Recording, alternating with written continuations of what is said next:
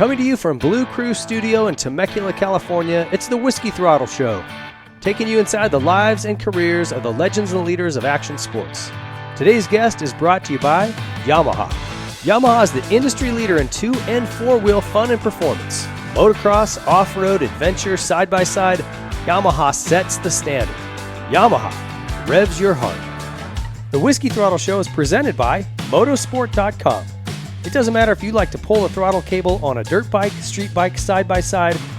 Motorsport.com is putting riders first with parts, gear, and accessories, including some of our partners like Troy Lee Designs, Dunlop, Pro Circuit, and more. They offer first returns free on apparel so you can buy with confidence. And Motorsport.com offers fast, free shipping on all orders over $79. Make your next ride your best ride. Visit Motorsport.com. Troy Lee made a name for himself as the most elite helmet painter in all forms of motorsport racing. His ability to make a stationary object look fast is something rare. That creativity gave way to motocross and mountain bike gear, helmets, and an arsenal of protective equipment aimed at keeping racers on the track and out of a doctor's office. The 2025 TLD line is out, and it's as fast as ever. Troy Lee Designs, blending speed and style. Hey, thanks for joining us here at the Blue Crew Studios. It's the Whiskey Throttle Show. I'm your host, David Pingree, and joined by a legend today. Freestyle, distance jumping, videos. Man, this guy really brought it to life back in the 90s. I know you'll remember Seth Enslow. Welcome to the show, dude. Stoked to have you here. Thanks for having me. Yeah, it's been a long time, and our paths crossed a lot in the 90s. Our shift dad together, I don't know if you remember that, but yeah. It's funny, dude. And I'm stoked to get into your story because it's super different, like the way you came into the sport and how you got here, and the shit you did. Crazy. These guys were asking me some questions, and I said, dude, I just remember just respecting Seth and Rusty because you guys would just send stuff. And I'm like, probably they were a little outside of their skill zone, but like they didn't care. It was just like getting it. Definitely. And it's hard not to respect that, you know what I mean? So, and obviously what you guys did in the Crusty movies and all that stuff that came and followed was awesome. So we're going to get into all that. We start with our motorsport.com gate drop. Everything you guys need is at motorsport.com, so check those guys out. They got giveaways, sweepstakes, I think they have to call them, so they don't get in trouble with the tax man, but giving away bikes, all kinds of swag bags, so check those guys out, motorsport.com. Tell me what you're up to these days. Let's start with that, because I think you're working heavy equipment. Yeah, I joined Local 12 Heavy Equipment Operators Union back in 2017. Trigger kind of pulled me in on that one. Trigger and actually Rusty's dad. Rusty's dad worked for the union for years, and he wanted Rusty to get back in the union, so he talked me and Trigger into joining up and going to work for Sukit, the company he worked for, thinking that when Rusty came back around into town that we could get Rusty and he'd want to work with his buddies. Well, Rusty wanted nothing to do with heavy equipment operating. He decided to go a different route. But I enjoyed it. The benefits are good. It's good medical, and I never really had a job like that with a retirement plan or anything. I've been independently working, whether it's construction or doing stunts on my motorcycle my whole life. So I was hesitant, but Trigger said, you know what, it's a good card to have in your back pocket because if one job's slow, if there's no remodels to do, you can operate equipment. And I said, it's true. And the benefits are amazing, dental and medical. And I did shoulder reconstruction redone on my rotator cuff and dental work and all those things that are so expensive without insurance are covered. Well, especially like old dirt bike guys who are, hanging by a thread on a lot of our joints. Yeah. Something goes. It's nice to know you got that coverage, man. And true. It's so expensive for that stuff on your own. So expensive. Did you know how to work heavy equipment just from like building jumps and tracks and stuff in the day, or how'd you even get into that? I'd run loaders and worked for a buddy with a Bobcat company, so he had some smaller Bobcats and a Bobcat excavator. And when I was a teenager back east in Pennsylvania, going to high school, I started working on a dairy farm, and that's how I supported my addiction to dirt bikes because we were pretty poor. My mom raised 5 kids on her own, and we didn't have any money for anything really. So I realized at a young age I needed to start working and saving my money if I wanted my dreams to come true. So I did that and saved for a dirt bike and a truck. And when I turned 16, I hit the races. So on that farm, you probably driving all kinds of stuff, right? But so you mostly just farm equipment, farm tractors, hay balers, rakes, But you still get comfortable with just big equipment, right? Right, And yeah. and then it's not that big a deal to jump into a loader or a skiddy or grader or whatever, huh? So I thought. So I was like, yeah, I've driven tractors before, some big tractors with cabs, Internationals, John Deere's, Fords, whatever. But when you stand next to a Caterpillar 657 scraper, it's like bigger than a monster truck. They're huge. Yeah. They're earth movers, Yeah. and they're a little intimidating because you're carrying over a ton of dirt. They hold 105,000 pounds. Yeah. And you get like more than 2 dump truck loads of dirt in 5 seconds. And then your buddy does too. And you haul it to the fill. And then you're back to the cut and back to the fill all day long. Like 150 loads isn't a high number for us to clock in. So and there's no suspension. So, Does it beat you up pretty good? Yeah, it's bad. And with all that weight, we're hauling on dirt. So, potholes and whoops. So there's always somebody cleaning the roads up, trying to give us a smooth haul road. But we're cooking, and it's assembly line. There's 20 to 30 scrapers running these big jobs. So if one guy's going slow, he needs to get out of the way because the train's coming. Well, I see you guys too pushing each other, and like when you're. What's the deal with that? Is that just if it gets... So it's called push-pull. The 657s are push-pull. They've got a bail on the front, hydraulic bail, that you hook on to the stinger of your buddy. So usually you push your Sounds a little gay, but all right.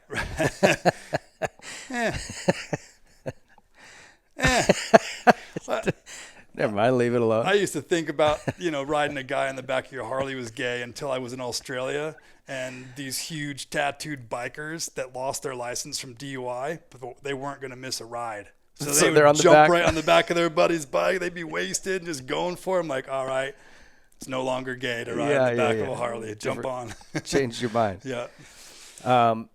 So sorry, finish the push-pull thing. Push-pull, so you push your partner. So you've got an engine in the front and in the back and 2 gas pedals basically. Oh, one really? for each motor. And so you put it in second gear and you push your buddy and he's wide open in second gear. You're wide open, both pedals down in second gear. You get his load. When you see him fill up and pop and get out of the ground, that's when you let off your throttles, let your bail tighten up, and then he's pulling you. So then his 2 motors and your 2 motors are both pulling to get your load. So there's 4 huge Caterpillar motors digging. That way we don't need bulldozers to push us into the cut. We can load ourselves. The 2 of us are pretty independent that way. So that's why they call it push-pull. You ever do you work a lot of dozers too or anything? Or I don't have a whole lot of time in dozers. Okay. No, just mostly these scrapers. Because Sukit's a big dirt company, and we build all the... You're moving a lot of dirt. Yeah, compaction. And we moved 1 million yards a month in Montebello, the last job. And we're about the same here that we just Are finished. you guys doing any of the cleanup in L.A.? Sukit did get some of that job, but it's all fire. So I'm not on that job. Okay. You've got to take a few other classes, and you have to wear a full ventilator and suit and all that because of the fire and the smoke. So it's a whole other chapter. But I didn't get asked to work that job, so I've just been working out with the Ortegas in San Juan, and we just finished that job last week. So probably gonna cruise for a month or 2 because in July we have another roll ride put together. Me and my buddies, we do these Harley rides every year. We did 8,500 miles last year, 9,500 miles the year before, and we're doing over 10,000 miles this year in 3 weeks. Dang. Just do big loop, or what do you guys do? We rode to Alaska last year. That was amazing. Up through the Yukon of Canada. It was just larger than life. Yeah. I love nature. I'm not a city boy by any means, but it was just amazing just to see it and just to be so free and independent on your bike with your sleeping bag and just no ties. Well, bro, I don't know about to Alaska, but from like Calgary to Vancouver, we did that drive to Whistler from there. It's that Trans-Canadian Highway. It's the prettiest country I've ever seen. Yeah. Like I'm from Montana. I've been through some pretty beautiful country. That was blowing my mind up there. We rode to Montana and crossed there and then jumped on the Alcan Highway, the Alaskan Canadian Highway, and took that all the way through the Yukon. 5 days of doing 300 to 500 miles a day through the Yukon just to get to Alaska. Because if you don't go by plane or boat, you got to go through Canada. Yeah. So you have to have your passports in order. You can't have no felonies, none of that kind of thing. So we all got through and charged up through there. It was amazing. British Columbia is gorgeous, like Vancouver. That whole area is amazing. But the Yukon is just larger than life because like there's nobody there. There's that one road. So. Yeah, what if you broke down or something? AAA gonna come up there? Hopefully. Dang. How much riding? I know you ride Harleys a lot, but do you ride any dirt bikes at all? The last time we saw each other was that trail ride we did with Twitch and Vicky and Matto and all those guys. That was so fun. That was a blast. I hadn't even ridden a dirt bike in probably 5 years, and I just rebuilt my old 97 CR250, which I didn't plan to ride, but I had a friend from Australia visiting, and he'd never ridden this kind of terrain, and there was no way he was getting through those trails on a 2-stroke, so I let him ride the 4-stroke just so he had that tractor power, and I struggled on that 2-stroke. I'm just like, man, I forgot how hard it was to ride these things. But that was fun. I wanted to do it again this past winter, but just busy with work. It just didn't happen. Life gets in the way, huh? But that's fun, dude. So fun. My latest little side passion is dual sporting, because you can roll straight out of your garage, ride the streets to whatever trail you want, and then get into some fun stuff. They're super capable now. It's not like an old dual sport bike. It's like basically a moto bike with blinkers. Man, I'm loving it. So, yeah, I got to get out and do some more of that, though. You got to catch it in the right time of the year when it's not dusty. For sure. Green grass, snow-covered mountains, chocolate cake. That was amazing. That was a fun day for sure. Hey, guys, get over to whiskeythrottlemedia.com. Lots of stuff over there. Sign up for our golf tournament, our live shows. We got merch on there, moto, off-road, dual sport content, all kinds of stuff. Check it out. And our guest story is brought to you by Yamaha. If you guys aren't riding blue, you're blowing it. So join the Blue Crew today. Tell me about you. Were you born in 75? Yeah. We're same exact age. What's your birthday? January 17th. January 11th. Really? Yeah. Capricorn. God damn, dude. Nice. I got you by 6 days. Tell me, Pennsylvania you were born? I was born in Richmond, Virginia. Okay. My dad was down there for a job, construction job. And my older brother was already born, obviously. And, I was born down there in Richmond. And my dad finished that job and moved back up north. So upstate New York, border of Cornwall, Canada, on the St. Lawrence River, like way upstate. People call Rochester and like Ithaca and Buffalo upstate, but really that's like southwest. I'm talking like you're way as far up as you can go north upstate. So I grew up there playing ice hockey in Canada.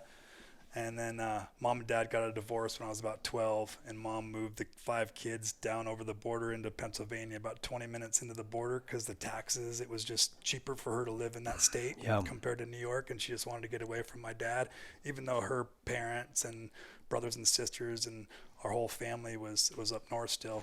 She just wanted to do the. None of you guys went with dad?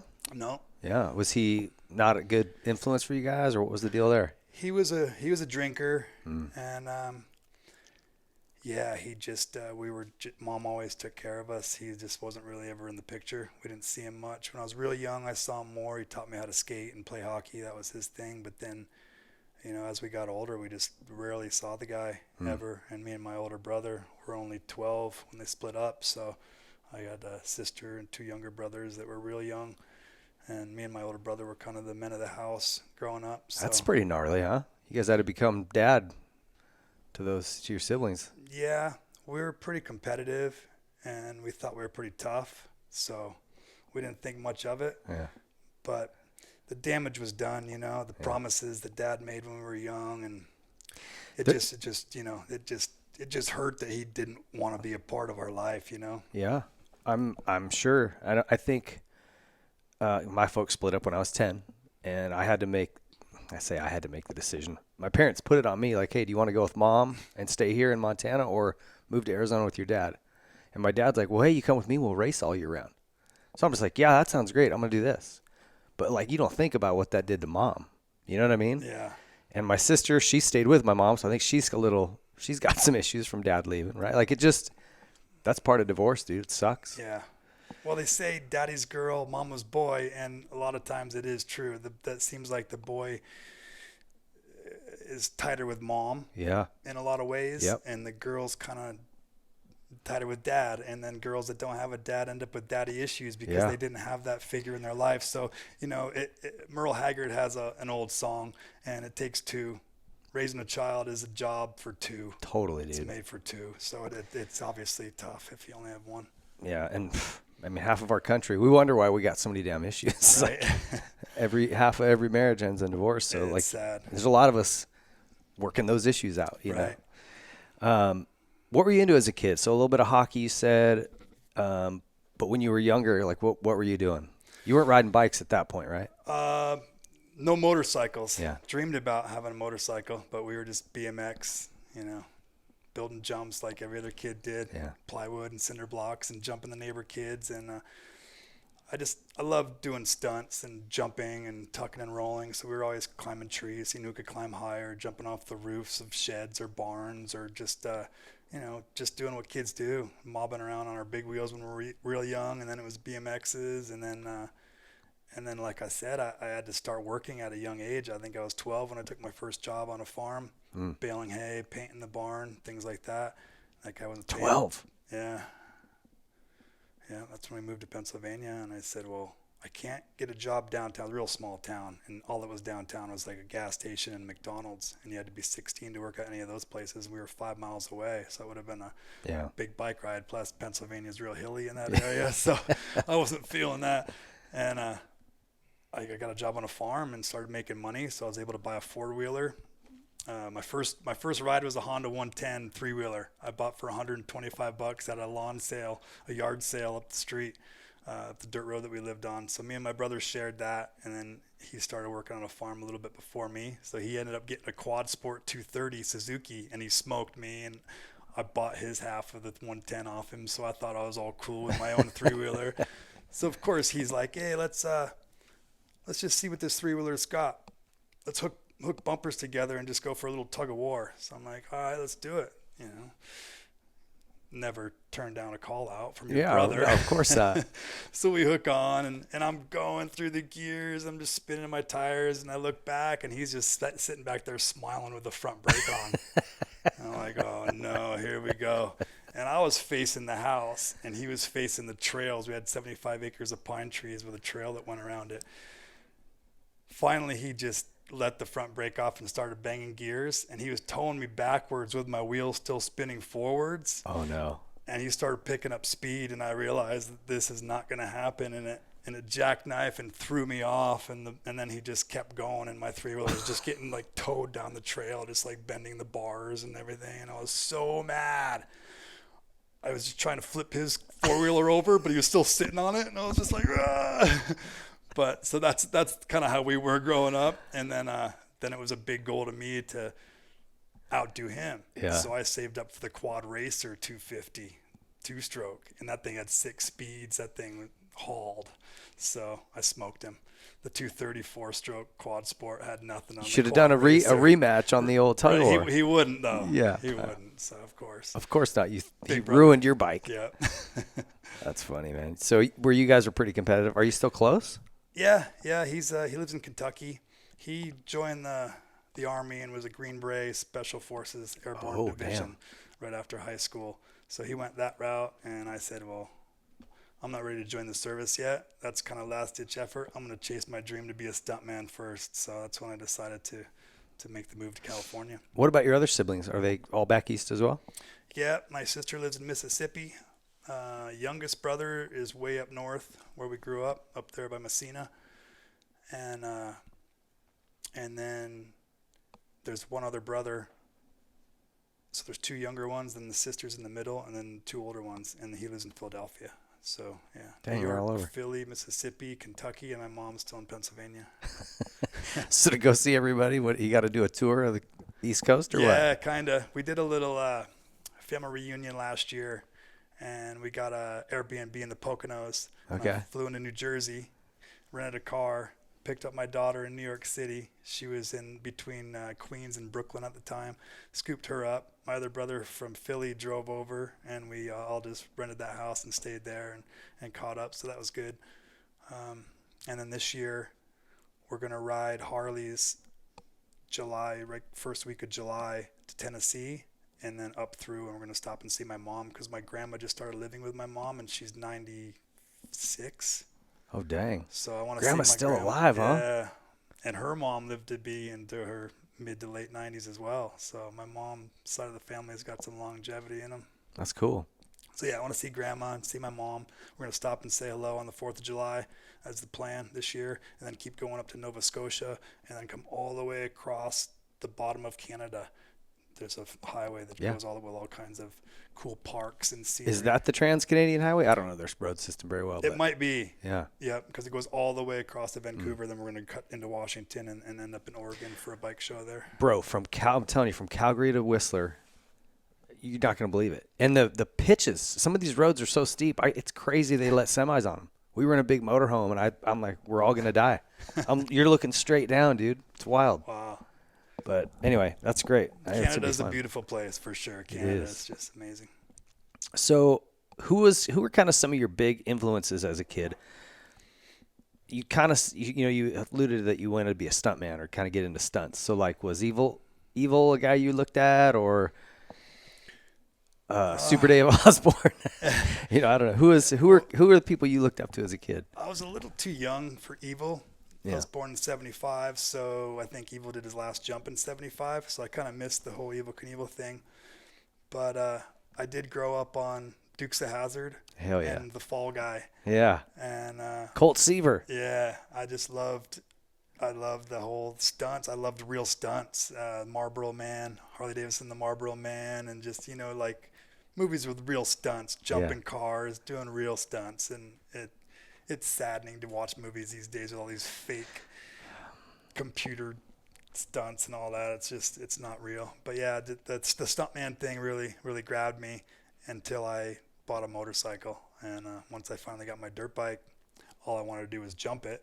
And there wasn't really any jumps except for at the motocross track. So I joined the Western New York Sports Committee, and they have a whole series of tracks there. It's not AMA, but they have their own little district there. And it was a track in Hunt, New York. We raced Broome, Tioga sometimes, Unadilla, Silver Springs, Frozen Ocean. Used to go up there and race. It's in Auburn by Syracuse, New York. So it was all Western New York Sports Committee, all those tracks. Wasn't there a track called like Diamondback? Did you ever ride that one? Not Diamondback. It was Palmyra, Hunt. There was one in Ithaca. There was, that one in Auburn. I forget. There was like Silver Springs had a track. There were some good tracks. Frozen Ocean. They used to have a big like amateur national every year or something. Yeah, like a big, Bruce Stratton was a local pro there. I don't know if you remember that name. Oh yeah. Chris Coleman always. That sounds familiar He too. would always pretty much beat Bruce Stratton. He was the Frozen Ocean local. He always won on that track. Billy Silverall. Billy Silverall, yeah. Yeah, he was. Those were the crew. There was a couple of young kids. Like Scott Sheik, he would have been that era. Scott Sheik was. Sometimes you'd see him. Carpenter, Paulie Carpenter. Carpenter. He was on 80s. He used to smoke everybody on a CR80. This is early 90s. This would have been 91, 92. Yeah. And I graduated in 93. Yeah, that's funny. Yeah. All those guys are New York legends. Ryan Mills, I guess he would have been a little bit younger, but he was a New York guy. I'm trying to think who else was from back there. Anyway, a big crowd. Yeah. Did you ever go to any pro nationals or supercrosses when you were younger? I did. I raced the High Point National. Oh, you did? Yeah. What year was that? Davey Coombs asked me if I wanted to race. I never raced a pro race. Did some experts. I used to race 16 to 24-year-old class, so I raced against some experts. But intermediate was kind of the level I got to in the Western New York Sports Committee. But I would borrow my buddy's 250 and race 125 and 250 class and the age class. So I'd race three different classes every weekend, just try to get the most out of it. And I wouldn't always win, but I always hit every jump on the track for sure. Yeah. So if nothing else. And it was like win or crash mentality. I felt like I was always trying to catch up because I didn't get a bike till I was 16, and most of these kids have been riding since they were young on little bikes, and I was just 125 guy just holding it wide. Yeah. It seems like, I mean, that all makes sense to me because it seemed like you always wanted to go fast. Like in your head, you had it, but some of the foundational, like technical stuff was maybe not quite so polished, right? But it was fun to watch you because you'd just be kind of freaking feet off the pegs. And like, I'm like, this dude's going for it. A lot of that has to do with stock suspension with blown out fork seals, stock motors, 125, and I'd never free rode. When I got to California and saw the terrain here, I was like, oh, yeah. What is this? I'd only ever ridden a track. I'd never hit any kind of cliff jumps or anything like that. So it was all new learning experience. But what I did was when I met Dana Nicholson and he told me he was making Crusty Demons of Dirt with Joel Albrecht and Brian Manley, showed me the teaser. I said, you know what? I'm going to pull the numbers off my bike and quit racing and just make this video with you. And it's is that right? Yeah. And I said, this is going to be the best video anybody's ever seen, and I'll jump anything. And he goes, you'll jump anything? I said, yeah, I'll jump anything. Anything anybody else jumps, I'll jump. And he's like, McGrath, I go, anybody jumps anything, I'll hit it. So I kind of put my foot in my mouth a little bit, but, you know, I had to prove a point. I didn't want to get left out. Yeah, I mean, you stayed true to your word. You jumped anything. Okay, so up until before you came out here, though, what was high school life for you? Were you not into school? Like, you're telling me your daughter's getting her master's degree at Columbia? Yeah. I'm like, damn, get some big brains in the family. Were you good in school or were you not really? Yeah, I did good. I didn't really have to study much or try much. My mom had us in private schooling most of our life because the church kind of helped her raise us. Okay. Because she was on her own. So she moved down to Pennsylvania following a good friend from upstate New York that moved there to start their own church. So she moved there with them. They talked her into it basically, and they did a little church school for their kids. They had 5 kids, and my mom had 5 kids. There was a couple other families in the church that had kids. So they got a couple teachers from Penn State and just made it work. And we went to school there, and of course we hated it. You know, we were missing out on all the sports because we grew up playing ice hockey real young in upstate New York. When we moved to Pennsylvania, there was no ice rinks around. The closest rink was Elmira, New York, and it was about an hour away. Oh, really? We were kids. We had no vehicle. Yeah. My mom had 1 station wagon, 5 kids. My younger brother was 8 years younger than me. That just wasn't happening. So I had to quit playing ice hockey. And I was all about ice hockey when I was young. Like, I was captain of the team. I'd get a hat trick every game. I played left wing and center ice. Like, I was hockey all the way. But I was young. I can see that. I can see you being a pretty aggressive hockey player. Yeah. Yeah, it's get the puck, hustle. That's all I remember my dad telling me. Yeah. But anyways, so that's just kind of how it went down. Huh.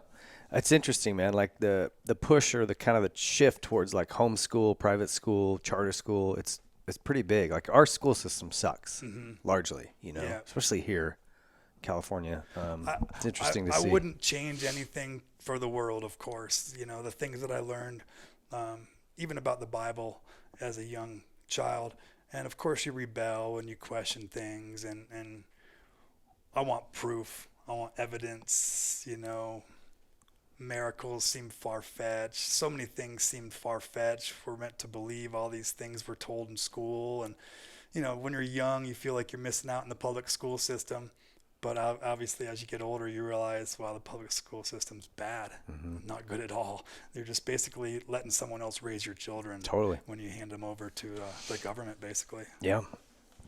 That's crazy, man. Okay, so talk about your how did you connect with Nicholson? How you know, you didn't have much money, shit, nothing. You just said, I'm going to California. Like, how did that all come to be? Because that's a blind leap of faith. You know? Man, timing is everything, I got to say. So I graduated in 93, summer of 93. I lived in Pennsylvania, Wellsboro, Pennsylvania. That's the home of the Pennsylvania Grand Canyon. It's a little touristy small town there that still has the gas lanterns, and down Main Street, 2 street lights, 100 kids in my graduating class. Cool little town. But, you know, I wanted more. And we're stuck in the seasons.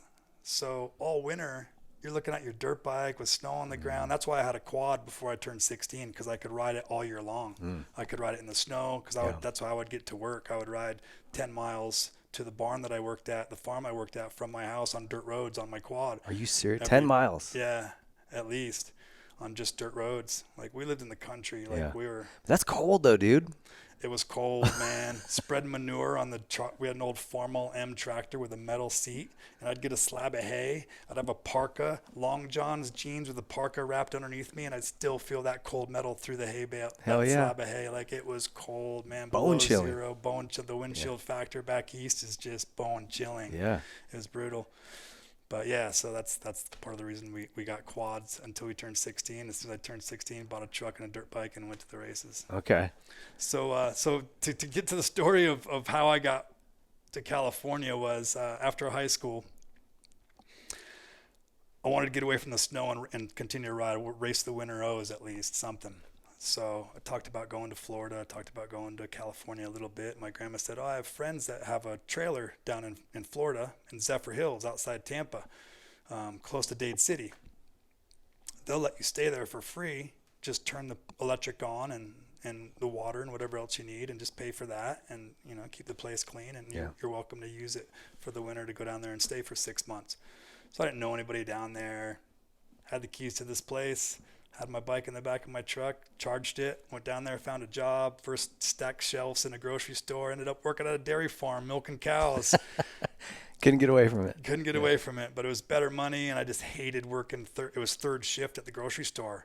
So trying to race on the weekends when you're on that schedule, working third shift. I remember driving to Gainesville to race or Ocala, Florida to race, and on the way home, falling asleep, stopping every stop to pound a Red Bull or Mountain, but that tired, falling asleep and like waking up heading right for a tree a couple of times. I'm like, I just can't do it. I'm going to die just getting back from the races. I'm over third shift. I need to be on a regular schedule. So I took that job on the farm. They ended up pushing me to a third schedule because they milked 3 times a day instead of 2 times a day. So they worked pretty much 24/7. There was three milkings. Oh man! So you were still middle of the night? So yeah, I still got on a weird schedule. So I'm like, man, I need to get a different job. I'm just unhappy. This is brutal. So I went to this little small engine repair shop downtown, and they were a Toro lawnmower dealer as well. Okay. And they said, job wanted, whatever. We're hiring, something like that. So I just drove by, like, let's just go in there. So they were real hesitant. It was a family company, and they were like, oh, who's this kid? Did you have tattoos or anything at the time? No. Okay. No. I was 18. Just a kid. Straight out of school. Yeah, clueless. But I had taken small engine repair in high school, welding, and wood shop for classes in school. But I also worked on a dairy farm, and you have to be everything on a farm. So I welded the equipment when it broke. I changed the tires. Like, I worked on all the equipment too. So plus I worked on all my own dirt bikes. I didn't have any money to take it to a shop. So when I needed a piston, I had to figure it out. There was no YouTube. There was no dad to show me how to do it. It's like, figure it out. So of course it started with adjustable monkey wrenches and screwdrivers, but then had to invest in some tools and get some metric tools and all that and figure it out. So anyways, I talked this family into hiring me at their little lawnmower shop, rebuilding weed eaters and working on little small engines and assembling the Toro riding lawnmowers that would come in on the crates. They'd put them together and put them on display. So that was really cool. The family really embraced me and took me under their wing. And I'd go every Wednesday night to Dade City and race with Ricky Hampshire. Oh, yeah? And Ricky would smoke everybody at Dade City every time. Like Anthony Pocoroba was racing too now and then. But Ricky was the guy. He would smoke everybody. He was on a Honda, I remember. Like a mini bike had to be back then, right? No, RJ's dad. Oh, RJ's dad. Yeah. Oh, damn. RJ Really? was a Grom. Like, I don't even know if he was born yet. Like, this was 93. Yeah, you're right. He wouldn't have been born yet. Yeah. But his dad was that good? Was ripping. Yeah, like smoked everybody. He beat Anthony Pocoroba. He beat Kenny Yoho's dad was the one that ran Dade City. Yeah. So, Yoho, Pocoroba, there was a couple other local pros. I remember. Was Gene Newmack racing back then? Yeah, Newmack would race. I figured you guys would have got along. Did you know him at all? I didn't get to meet him. I was pretty shy, so I wasn't too outgoing and just like, hey, my name's Seth. I was just some broke ass kid trying to chase a dream. So I just kind of minded my own business and did my own thing. But yeah, that's kind of where it started. And I went down there for the winter, and I just wasn't feeling it. I'm like, you know what? It was great to be away from the snow, to be able to ride all year long. But Florida's so flat and sandy and the humidity, and I'm just like, this isn't the dream. I want California. I want to go west. So snow started melting back home, drove back up north, worked for a buddy painting houses all summer, saved $1,400, put my snowboard and my dirt bike in the back of my little it was a Ranger, Ford Ranger, long bed, single cab, 4-speed. Blew the motor right before I went, so I had to go to the junkyard and pull a 4-cylinder motor out of a Ford Cougar or Ford something, I forget, but I pulled a motor out of it, slapped it in there. You did it? Yeah, I worked at the gas station downtown pumping fuel as full service, so worked for that guy in high school, and he let me do it in his shop, did the motor swap. Of course, none of the smog and all that was hooked up, so when I got to California, they ended up towing it and never got it back. Oh, really? Because I couldn't get it registered or smogged or anything, but whatever, it got me there. Yeah. It got me to Cali. So you didn't know any of those guys when you came out? No. You were just like, I'm going to go see what happens. Like, what was your plan? Well, I met this guy named Richie at Dade City, and he was limping real bad. He'd messed up his leg, but he had a brand new KX250 and a van, and like he had some money, but he wasn't working because he was collecting disability or something. So I ended up pitting next to him one day and just started shooting the shit. And he was cool. He had like the old New York accent, and he was cool. And we just talked, and you know, I told him my dreams and told him about my plans to go to California someday. And he said, "Really? I want to go to California next year." I'm like, "Really?" He's like, "Yeah." I go, "Maybe we should carpool. Maybe we follow each other." So I told him my plan to go home and work and all that. So that was the plan. This is before cell phones. This is like when you write a letter. Yeah. You know, you'd be like, I know. "Hey, It's crazy that we were in that time. You know what I mean? Yeah. We're from the 1900s, bro. We're like from the it seems from the past. so long ago. Yeah, I know. How technology's come so far. But anyways, you know, he said I was very trustworthy. When somebody told me they were going to do something, I believed them because I was a man of my word. I thought people like, why lie? Why would you lie to me? Yeah. You know, so naive, very, really unworldly, very molded by my mom in the church and clueless, Yeah, you know? yeah. So, I think we might have wrote a letter or something, just making sure. And the plan was to meet at the 40, like by Nashville. Okay. And then follow each other out. And that was the plan. And we drove, and I think we might have got one hotel. Took us. So he did meet you there. He did meet me. It was the day after Christmas. That was the plan. We're going to meet the day after Christmas at this gas station on the 40 here. And we both met. Neither one of us had to wait long. We caught up, and we just charged it. And we stopped at rest stops, took little power naps, and just kept going. We got into California on the 40 into Barstow on a Thursday morning, like early, just in time for Glen Helen practice. For the national? Just regular practice? Okay. It was like open Thursday practice, whatever. Okay. You don't know how excited. I was like in a movie, man. I was like looking at all the hills in San Bernardino, coming down the 15, just going, what? Look at this terrain. I was just freaking out. Like, I couldn't even believe it. I was like pinching myself. Like, this is amazing. And the first day here, I'm going to go straight to Glen Helen and ride another national track. So I've ridden Broome Tioga, I've ridden Unadilla, I've ridden High Point. And like, these are like, oh, it's like magazine guy, you know, like Jeff Matasevich, Jeremy McGrath, yourself, like all you guys were in the magazines, Denny Stevenson, all the guys I ended up getting to ride with were the heroes of the sport at that time, you know? So it was amazing. And we get to ride practice. And then after practice, he's all, okay, we're going to go over here to Diamond Bar to Race Tech. Cause I have a buddy from Florida named Bubba that works at Race Tech. And he's still staying after to do some phone calls, whatever, because it was after 5, everybody else had gone home. So we go from Glen Helen over to Race Tech, and Bubba's there working, and start talking to Bubba and catching up, and Bubba's a good old boy, and we start hitting it off, and he comes outside, look at my truck, and he sees a snowboard back there. He said, "Oh, you snowboard too, huh?" I said, "Yeah, man.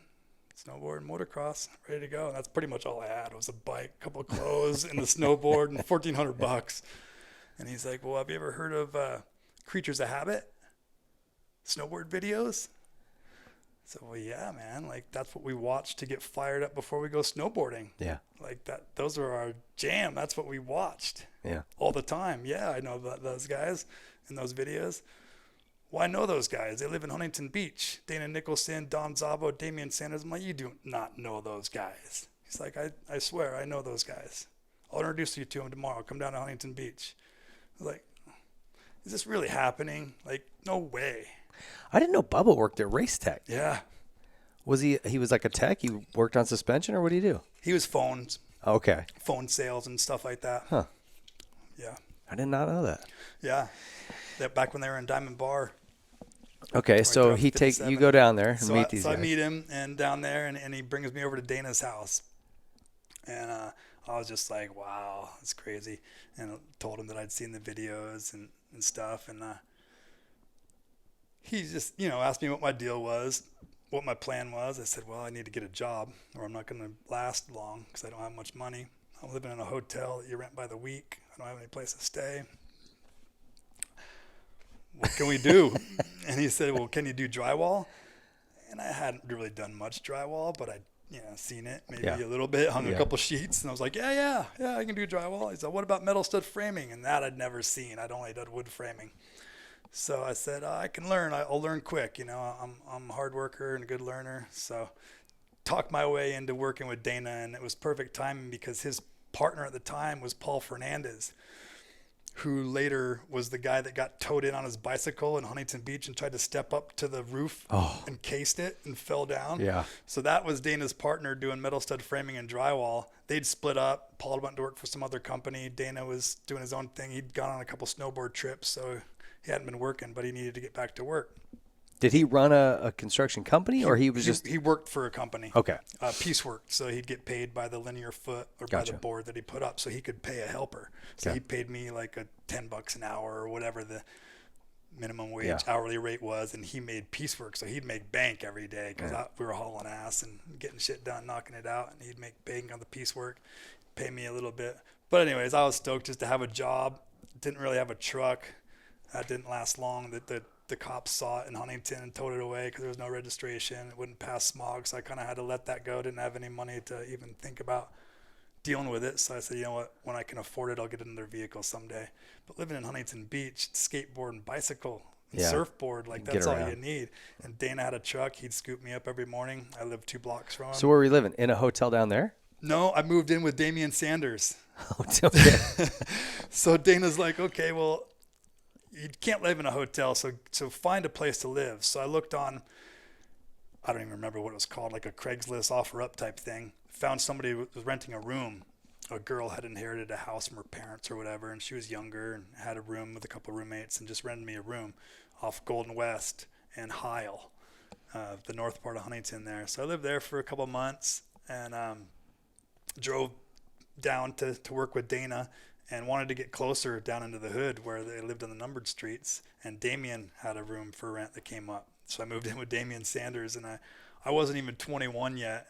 And this was before Pimpin' Ho and Club Rubber was at the nightclub. It was at his house. It was? Yeah. Okay, I was going to say he's wild. He started doing all those parties at his house in Huntington. So that's where I lived. So I lived in those parties, not even 21 years old yet. I've got both of those in here, Club Rubber and the Pimp and Ho parties. So we'll get there. But that's crazy. So they that's started where I right ended there. up living, and that's the house that I actually rode through the front window in the back of Dana's truck. That's that Crusty house? video, that was the house. It was 14th Street, Huntington Beach right there. That's hilarious. It just seemed like the timing was like just serendipity. Like everything just boop, boop, boop happened. That's what I mean. The timing is everything because, I mean, first of all, you've got to take a leap of faith to chase your dreams. Everybody back home in the town I graduated in Wellsboro said, you won't, what are you thinking, bro? You'll be back. You're not going to make it. You got $1,400. You don't know anybody. You don't have a job lined up. You got no place to live. Like, whatever. We'll see you in a month or two. And on paper, I mean, it's hard to argue with him, but I said, listen, I'm not ready to join the service. I don't want to get old and say, what if? Shoulda, coulda, woulda. I don't want any of those things to even be possible. So I'm going to at least give it a shot. I'm going to try. And if it doesn't work out, I can always fall back on joining the Army to get some college money or whatever. I'll figure it out. I just don't want to be stuck in this small town working for pennies the rest of my life. There's more out there. I want to see the world. I want to do this. Yeah. So I made that leap, and there's no social media, no phones. Like the chances were so slim Yeah, it's crazy. You know what I mean? Like, yeah, it's not like you can message somebody on Instagram and they reply back, right? What are the chances to show up at Glen Helen and then go to Race Tech and find Bubba and he knows all those guys and they're deciding that they don't want to make they don't want to make Creatures videos anymore. They don't want to do the snowboard thing anymore. They're all buying dirt bikes because they met Brian Manley. Brian Manley lived in Huntington Beach. So he introduced them to Joel Albrecht, whose parents lived in Ritchie Canyon, and talked Dana and Damien and Don Zabo into getting dirt bikes, CR250s, and starting to go ride the hills with them. And they already went to the dunes because Dana was friends with Tommy Butler, whose family, they're in the Dune Masters. So they'd gone to Dumont Sand Dunes growing up. So they were already kind of in the world a little bit. But they wanted to go all in and actually make a video like the Creatures videos, but for motocross. And that was the timing that I rolled into. They hadn't made one yet. They'd only made a teaser of Manley and Albrecht in the dunes, and just like it was a quick little teaser to Metallica. And I was like, sign me up. I'll jump anything. This is on. Let's do this, you know? So it was the perfect timing that they'd done 7 years of Creatures videos. They decided that they wanted to make Crusty videos, and here comes SE right into the spot. Okay, let's go. Let's do this. I'm here. Dude, you know what's funny is because we were born the same year. We both graduated in 93. I moved out here, moved in with Randy Lawrence. He was my mechanic. And I was Suzuki support, but privateer for sure. And so I remember going to Randy's, and he was big into the snowboarding world. He loved all those guys, right? And we used to watch this video called Whiskey. You remember that snowboarding? You remember that? Yeah, we watched it over. That guy freaking beating his head with a whiskey bottle. I mean, I'll never forget it. Yeah. And I'm like, when Crusty came out, I went, oh, they just took that format and made it about dirt bikes. And it's freaking awesome. If you'd seen the Creatures of Habit videos, it's pretty much identical. Yeah. Which it's real similar to I remember those, videos. But I don't. Whiskey stands out for me. Right. Yeah. Well, we would watch the Whiskey videos over. When I lived in Huntington, that's what we'd do. We'd sit around the table, smoke bong loads of weed, and watch videos. You know, that's what we did in Huntington Beach. That's what surfers do. Sounds amazing. Yeah, you watch BMX videos and surf videos and snowboard videos and keep working on your motocross video that's coming out soon. Yeah. It's coming. So when did they decide, like, okay, we're doing this? Like, when you were rolling in, they'd already been talking about it, about making Crusty? They'd already started to film. Okay. So they'd already took Brian Manley, where he did that double look back in the sand dunes, that shot, and then the one of Joel jumping that big sand dune. That's why I wanted to go to Dumont and take me to that jump. That jump is amazing. I want to hit that jump. So that's what put me on the map in the video. They took me to that jump. Well, the wind had changed that jump since they were hitting it a couple years earlier in the teaser, as the wind does in the sand dunes. Jumps that were there last time aren't there, or maybe you can go the other way and hit it reverse. Totally changes the shape. Always changes. Yeah. So it was definitely not like what they were hitting it, but I'd already said I was going to hit it, so I kind of had to. The cameras were rolling, and I didn't want to come up short because it was a huge gap with just a face wall to clear. Problem was, it was a step down with a kicker, and I probably should have taken the kicker down and just kind of rode off of it, but I just hit that kicker, and by the time I just was going up when I should have been coming down, and it was just like that jump. So no one else was doing it? You didn't have anybody to reference? No. You just were like, all right, I'm just going to smash it and see what happens. And I can see you're going up still and the ground's dropping. And I've had a couple moments like that, like Castillo Ranch used to have a jump like that over the top of that thing where the ground would start falling away and you're still going up. Yeah. And it's like, dude, that's a weird feeling. You feel like you're going to the moon. Yeah. And you were on a whole other level. It was scary. What was going through your head? I had a couple flashbacks of climbing the silo on the dairy farm, like 75-foot high silos where you put your feet in. Yeah.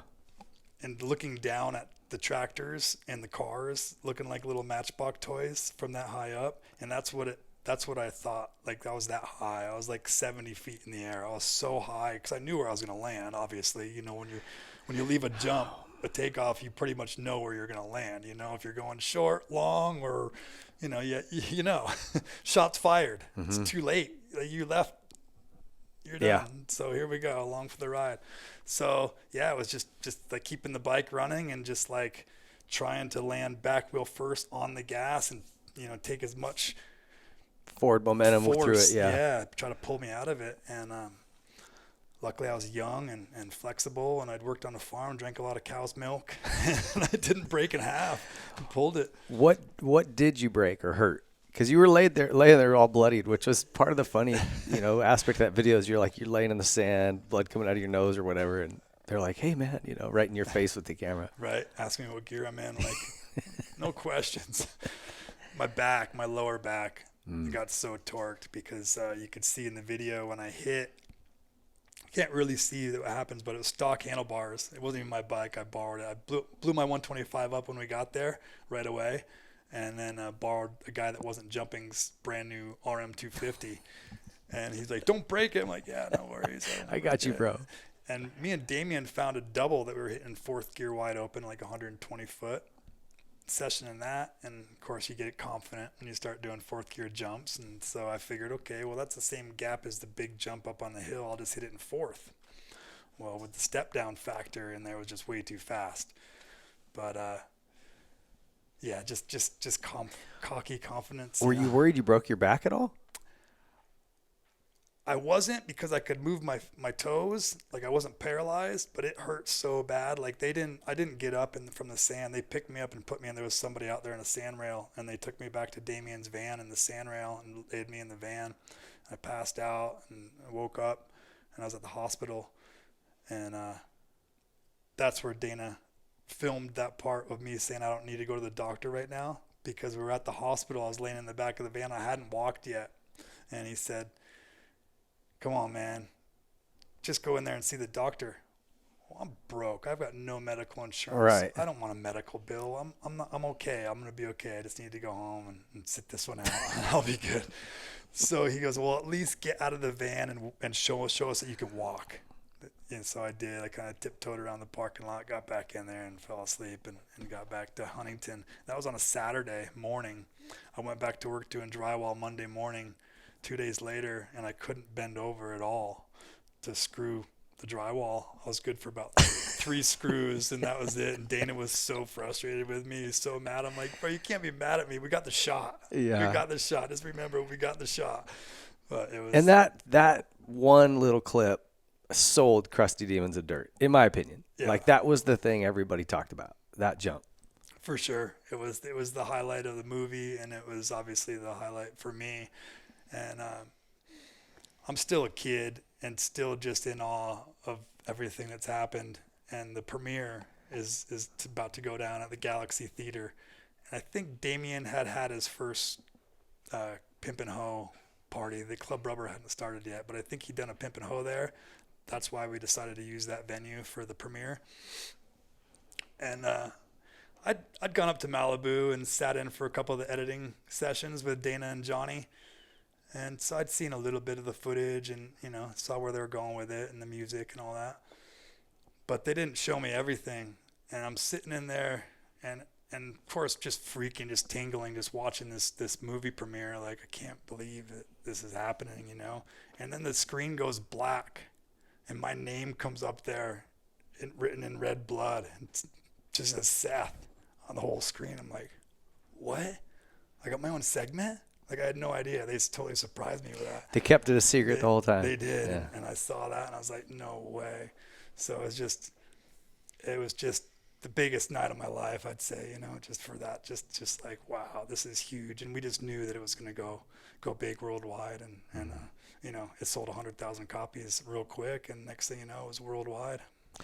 It's crazy, dude. And they were so good at which is like still a thing for edits today, right, on social media, but putting the right music with stuff. That song, Ragdoll, dude, I mean, it's perfect, right? I mean, you couldn't have found a better song. It's perfect. And it was actually Sean Farmer that did that song, and he's a pro snowboarder that they used to film in the Creatures videos. Mm-hmm. So I didn't know that. That's Farmer's band? Yeah, that's Farmer singing. Yeah. Soak, I think the name of that band. Yeah. Soak. Palmer used to be in a band too. Remember Fungus? Did you ever hear them play? Fungus, yeah. Not real good, but you're drunk enough. It's fine. It's all good. Music's music. That's right. That was a crowd up there, huh? Farmer and Palm and all of his boys.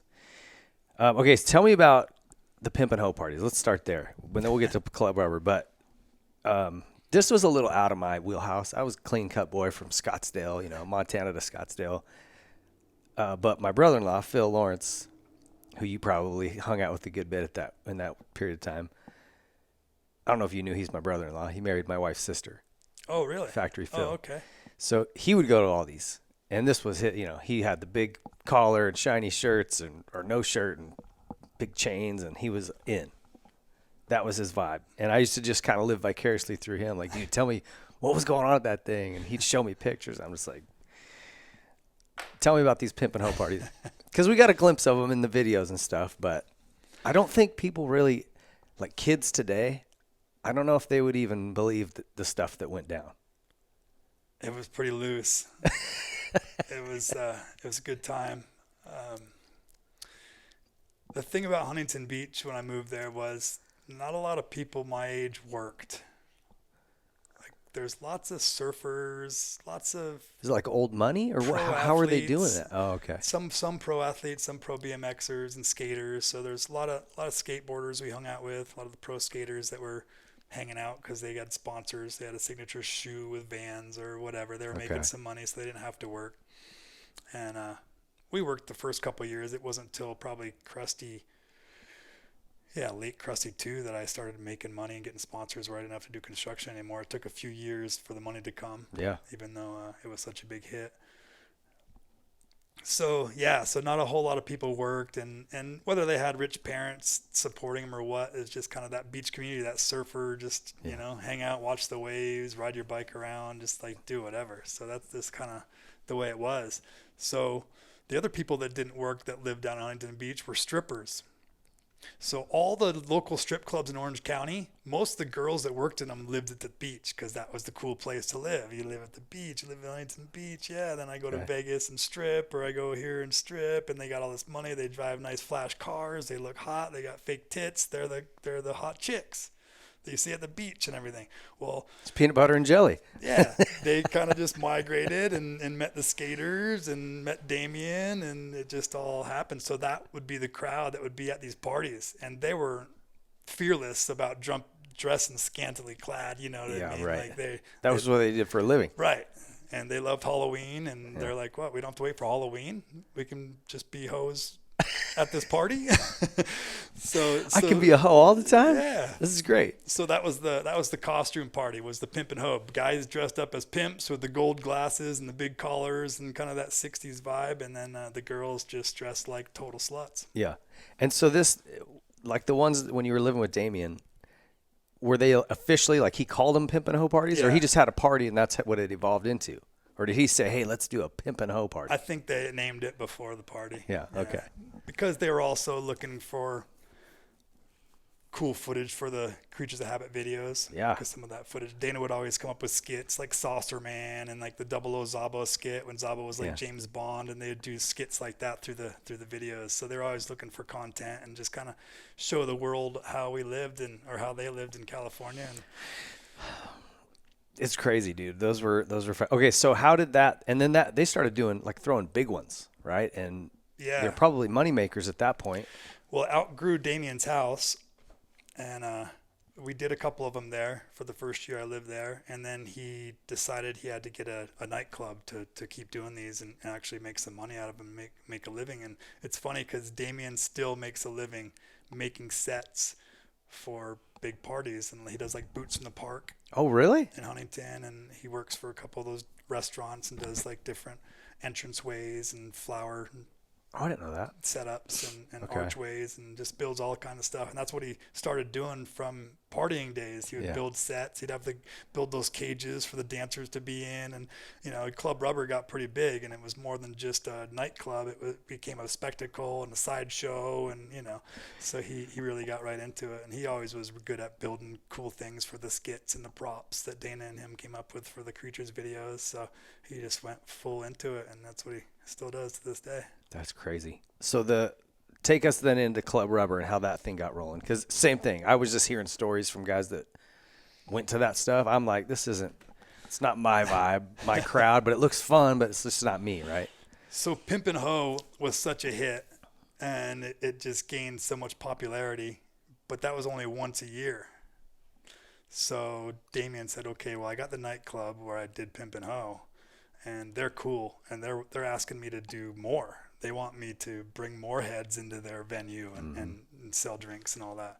So we basically need to do a Pimp and Hoe like weekly or monthly. So that's where Club Rubber came. He named it Club Rubber, and it was basically a Pimp and Hoe every Friday night or Saturday night or whatever it was. It was crazy. And then the Wednesday night there'd be another nightclub. It was like 3 or 4 nights a week that there'd be some nightclub to go to. And like Hose had a place to go. Hose had a place to go, and so did all the bums from Huntington Beach that pretty much were just, living the rock star life and just drinking and chasing women. And so it was just a lot of drugs and booze and girls dressed up like strippers and dudes dressed up like pimps. But it was like, it kind of got into almost like it got pretty loose. Stuff going on, in the back rooms. Yeah. Yeah, for sure. Because the Galaxy had it was straight out of a movie. For sure. Yeah. The Galaxy has this upstairs VIP section, and it's got these little rooms with their own doors for like viewing. It's like an old theater. Yeah. So those are overlooking all the crowd and the stage, and so that was the place to be up there. And then once you had your own little room, you could shut the doors and do whatever you wanted in those little rooms, and then pop back out. They had their own bar right there. Like it was hectic. Hectic. That's a good word. And probably the best nights that we ever had, I don't remember for sure. I was going to say, what's the craziest stuff you ever saw down there? Because there was a lot of celebrities that started showing up, maybe B-list, but like I remember seeing pictures and hearing a lot of stories of people down there, and you're like, oh, really? That guy was hanging out? Fights and, just all the stuff that goes along with it. Yep.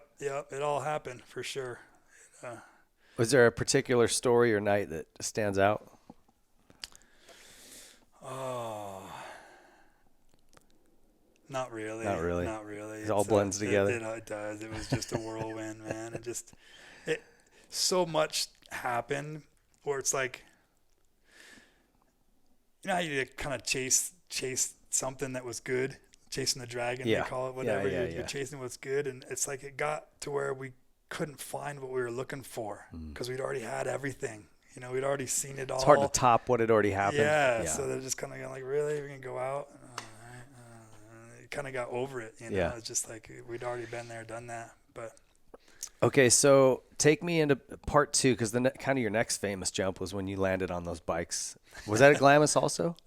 The first one was Dumont. Yeah, sorry. So this was at Glamis. The second one was Glamis, yeah. Tell me about because I never got a lot of context to like what happened there. Obviously the videos, was one of the hits of the second Crusty. And I think it's Lou in the background who's like going off. He's pretty pissed. Yeah. I think his bike got smushed pretty good. Lawrence Lewis. Yeah. So tell me about that jump and what happened there. Okay. It's kind of a long story, but obviously you can clip it and edit it. But what happened was my 125 wasn't cutting it. It was time to get a 250, but I had no money still. We'd made Crusty 1. I'd been borrowing bikes. I filmed some of it on Dana's 91 CR250. I filmed some on that first jump on just a borrow. The guy's name was Woody. Borrowed his RM250. Okay. And actually bent the axle. The front axle bent between the forks inside the hub of the wheel. Broke some spokes and kind of smashed the wheel of that RM that I did the first Dumont jump in. But actually bent the axle. And it was hard to get How the does axle. that even happen? I know. Yeah. It's weird. Like the hub was still together, didn't shatter it, but the axle was bent. It was hard to get the axle out of that thing. But anyways, that bike, I had an old 91 CR125 that had a white plastic with a purple seat on it because the Hondas had purple seats at the time. So a lot of people thought that was a YZ, an old YZ, but it was actually a CR 125. So moving on from that, I needed a 250. Well, Damien had a 1992 RM 250. Okay. He had the motor. Some guy was rebuilding it for him, but not a shop. Just some so-called mechanic was rebuilding the motor for him. He got the guy was kind of lagging. He finally got the motor back. He was ready to put it back in the bike, and he got some money and bought a newer, like a 93 CR250. I think it was, or 94. And I bought the 92 off him. So it's got a brand new rebuilt motor. It's 92, and that was when they changed the frames. So the 92 was still the old style. The 95s had that one radiator shroud that covered the whole tank and the frame. So I wanted to look like I had a newer bike. And I was friends with Greg Albertine and Jamie Daub. They lived out in Corona. Yeah. And they would go through these Suzuki frames like all the time, just practicing them. They would start to flex and bend. They would just toss the frames. So Greg had all these frames laying around. And I'm like, 95 frame, it looked like a new bike. So my idea was to get the frame, round up some plastics, put the 92 motor in a 95 frame, so it looked like I had a newer style bike. Okay. Well, all the motor mounts didn't line up. There was a couple motor mount bolts that didn't line up. And I didn't have time to build the bike before the Thanksgiving trip to Glamis. And it was a big film trip. McGrath, Ryan Hughes, Emmett was out there. Yeah. Everybody was going to be out there. So it was going to be a big filming trip. On top of that, Crusty 1 was already out. So everybody that I met or talked to in the industry about the movie, the question was, well, what are you going to do to one-up the last video? What's your plan? And I would always just say, I don't know. We're just going to keep rolling the cameras, like, who knows? Like, we're just going big. We'll see what happens. Yeah. So there's no intention of crashing on purpose. Yeah, of course. Especially on a jump that big. But I brought the bike to the dunes in a basket case. The motor still wasn't even all the way in the bike. There was parts everywhere. It was laying around. It was like, trying to adapt this 92 motor and suspension into a 95 frame and the plastic and make everything work. So all the riders got tired of waiting around for me that morning and said, okay, well, it's going to be flat light real soon here. We need to go get some shots before the wind and the light ruins our day. So we're going to go to this area, like Oldsmobile Hill, I think it was, and there's a jump there that we already found. We're going to be hitting that. So just come find us if you get that thing running. We'll be filming there. So I'm like, all right. So I'm rushing. Finally get the thing put together, fires up. I'm like, put my helmet on, start going across the flats. Thing seems to be running okay on the flats, going down the hills, and I start going up a dune, and the thing's just like, whoa, like full bog out. I'm like, oh, this isn't good. Something isn't right. But I'm on a mission to film and go catch up and ride with McGrath and all the boys and Emick and them. So, like, I didn't let it bother me. I'm just like, whatever. I'm just using what I got. Like, it is what it is. So I just kept going. I pulled up to these guys all sitting at the start, like the end run. Emick and McGrath, they're all sitting right there. Hughes, all those guys, they were sitting there. And that's where I came to. So I didn't see the jump. I didn't know what the jump was. I just saw them sitting there. They're going down. I saw the rut on the takeoff. And I looked at McGrath, and he goes, you know the deal. Like all the other jumps, fourth gear wide open. I was like, all right. And I thought to myself, well, fuck. You didn't even look at it? No. So I thought, well, I was like, anxious and thought I was late. And, you got adrenaline pumping, right? Let's go. Okay, fourth gear. I'm going to jump with the boys. Yeah, let's go. So I was like, this thing's bogging, so there's no way I'm going to get the speed just where they're turning and going down. So I'm going to start in the next dune over and then jump into it. So that's how you see me like jump in and then start banging gears. And then it starts bogging going up the takeoff. But I'm like already committed, and I hadn't like scoped the jump or even looked at where the landing is. All I saw was blue sky with a wind lip and a rut. So I'm pinning it fourth gear. The bike's starting to bog. I look up, and the rut totally turns to the right because those boys were just laying it pancaked and kind of hipping it down into the landing. The landing wasn't straight on like a double. It was kind of a hip landing. Well, the whole crowd had started to sit on kind of the safety deck on the other side of the gap, the safety deck kind of the landing. They were sitting there kind of getting jumped over a little bit and getting the shots of them whipping it. So there was all these people sitting on the landing that I didn't know were there. I didn't even know what the landing looked like. I just knew what the takeoff looked like, and I knew I didn't have shit for speed. So I see the rut go like this, and I said, well, I'm not just going to whip it the first jump. I don't even know where the landing is, so I'm just going to go straight. So I ended up taking off a couple feet from where their line left. And when I did, that lined me up with those dudes sitting on the landing instead of hipping me over to there. Plus, I didn't have the speed. It was bogging, so I barely even had enough speed to clear the gap. So I knew I was going to case the safety deck, but there's bikes there. And the one bike that I could tell I'm going to land on is one of McGrath's brand new 96 CR250s that he was letting Lawrence Lewis, who was his roommate at the time, he was letting Lawrence ride. Lawrence was trying to film for the Steel Roots video or something. I don't know if they even started making that yet or not, but he wasn't on his bike. His bike was parked there in the crowd and he was filming. So I landed right on that bike and just bent the frame, smashed the radiator, put holes in the gas tank. Dude with his Honda 110 three-wheeler tire blew off the bead. Another guy had a metal gas tank on his quad. There was a hole in the gas tank. Gas was pissing out into the sand. Like, there was some serious damage. Bent handlebars. Like, things were messed up. Jacked up. And it's crazy to watch. And I just think, and you see people diving out of the way. Like, you didn't hit anybody? Nobody got hurt? Nobody got hurt. You see this fat guy running? Did you get hurt? No. Because it seemed like you were all right. I'm thinking this is just like metal cesspool. I'm getting stabbed with a bar. Like, totally. Something's going down. But I do have this shield that I'm on, this metal shield. So this thing's taking the hit. But I need to ease my fall. I can't just come into this pack. So I looped it out a little bit and cased perfectly right at the gas tank seat junction of that 96. It was sideways. So when it tipped over, it kind of suspensioned me and kind of took a lot of the impact, and it threw me into this front flip over all the bikes that were there, and I landed on my feet and walked down the side of the ramp, and it just ripped my jersey and broke my clutch perch, and my bike was fine. But the damage I did destroyed everything. Destroyed the 96. There was three-wheelers, quads, like things were messed up. The funny thing is, all the dudes who had the three-wheelers and the quads that got messed up that we didn't even know, they were just people out there in the dunes. Is this filming for Crusty too? Yeah. They were all stoked because they'd seen the first video. Well, they didn't care. They were just happy that they were going to get in the video, and their bikes were involved in the video one way or another, but they didn't care. They didn't want nothing. They were just like, yeah.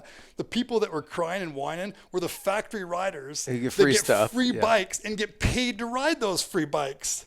Yeah. They were the ones whining. Like, Rhino was like, he was all bummed out. Rusty's like, hey, nah. Quiet down now. Yeah. And then Lou, of course, said, look at my bike.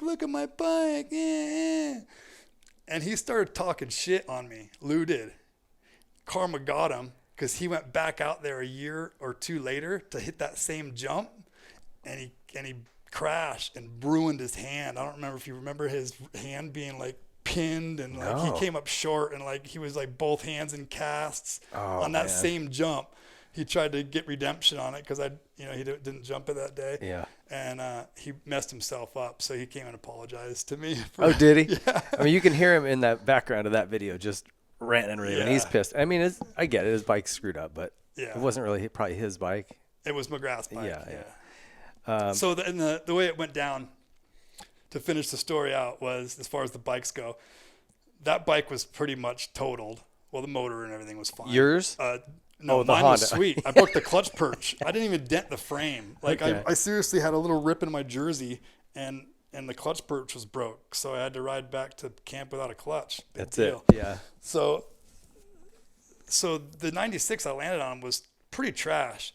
And I wasn't there for the conversation, but John and Dana worked it out with McGrath that they would buy him a new bike to replace that one, and we would get the smashed one. Okay. So Honda Troy gave him a pretty good deal on a brand new bike, replaced the bike, got that one. Well, now Flesh Wound Films owns this brand new 96 CR250. Who gets to ride it? It was yours.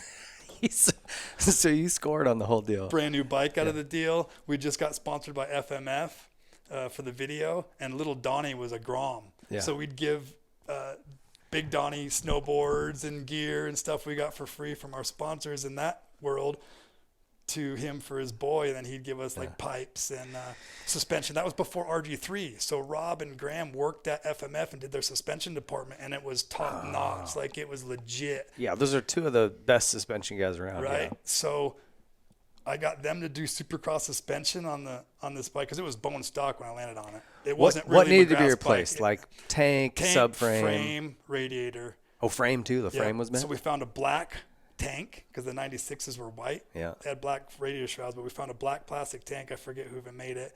Got a new frame, got new radiators, got suspension done by FMF all stiff, and then Yeah. You had a weapon. I had a brand new bike. So that's the bike I ended up filming on and taking pictures for when I was on that burning couch for shift. Yeah. And I'm whipping it in the background. That's that like, bike? My whipping skills went like that because all of a sudden I had suspension. So I could land sideways. I never had suspension.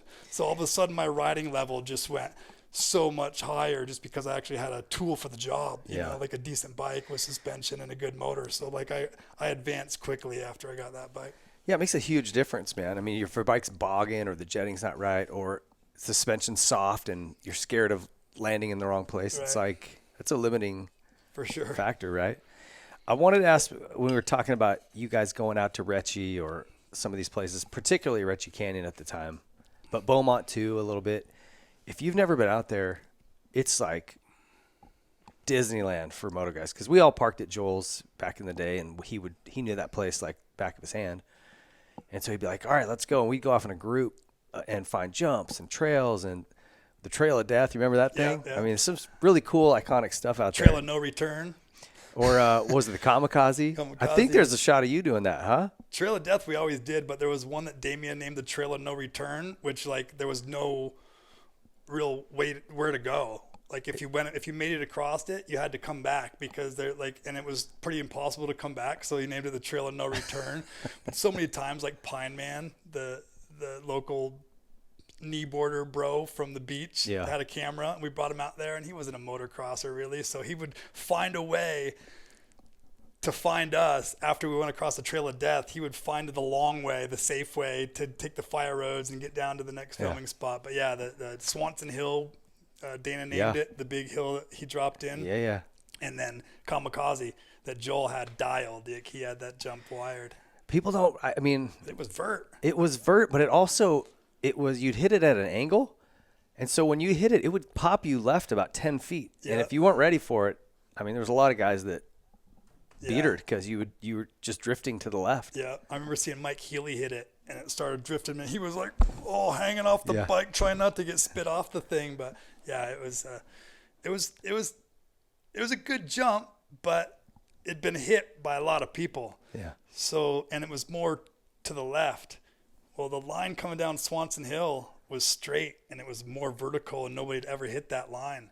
So I had to talk with Joel about it. I was like, do you think it's possible? Do you think I'll come back out and fall to flats? And he's like, no, he won't. I'm like, you sure?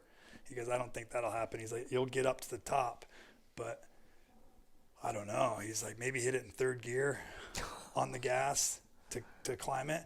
Well, coming down Swanson Hill, I got all that momentum and all that speed. So like fourth gear felt better. Oh no. So I'm in fourth gear, but then as soon as I start going up the face, the thing just bogged and just put me into these endos sideways. So I'd be front wheel first, just slamming, no suspension. You know, I was on the old 91 CR that I brought out from Pennsylvania then. So I was sitting in fourth gear, just couldn't get it. And he was hitting it in third, starting on the flats there and just accelerating all the way up the thing in third and launching it sweet. Yeah. I'm coming in with all this momentum and speed in fourth and just stalling out and just bogging and kind of bouncing, barely making it up on there. It was ugly, but I pulled it. Yeah. And got the shot. So that was what it's all about back then, is getting the shot. That was it. You nailed it. Talk a little bit about distance jump stuff. So at what point did you start getting into that? Because you kind of, I don't know how many of the Crusty videos you shot, and then you sort of started doing some of the distance stuff. How did that happen? Well, in the beginning of the Crusty days, John Freeman wanted to travel the world, and he used Crusty as an excuse or a reason to travel the world. So the local motorcycle shop in Costa Mesa, the KTM dealership, was called Three Brothers. Yeah. And those boys are from Brazil. And they're like, hey, come to Brazil with us. We got friends there that have helicopters. We have friends there that have bikes. We got this lined up. We got places where you can stay. We know where the sand dunes are. We speak the language. We'll be your tour guides, show you around. We'll come film there. Like, oh, okay, cool. We had Chad Smanjak from South Africa. Smanjak, I remember him. And he was like, come to South Africa. We'll film there. So we always had a tour guide. Then we met a guy that's like, come to Peru.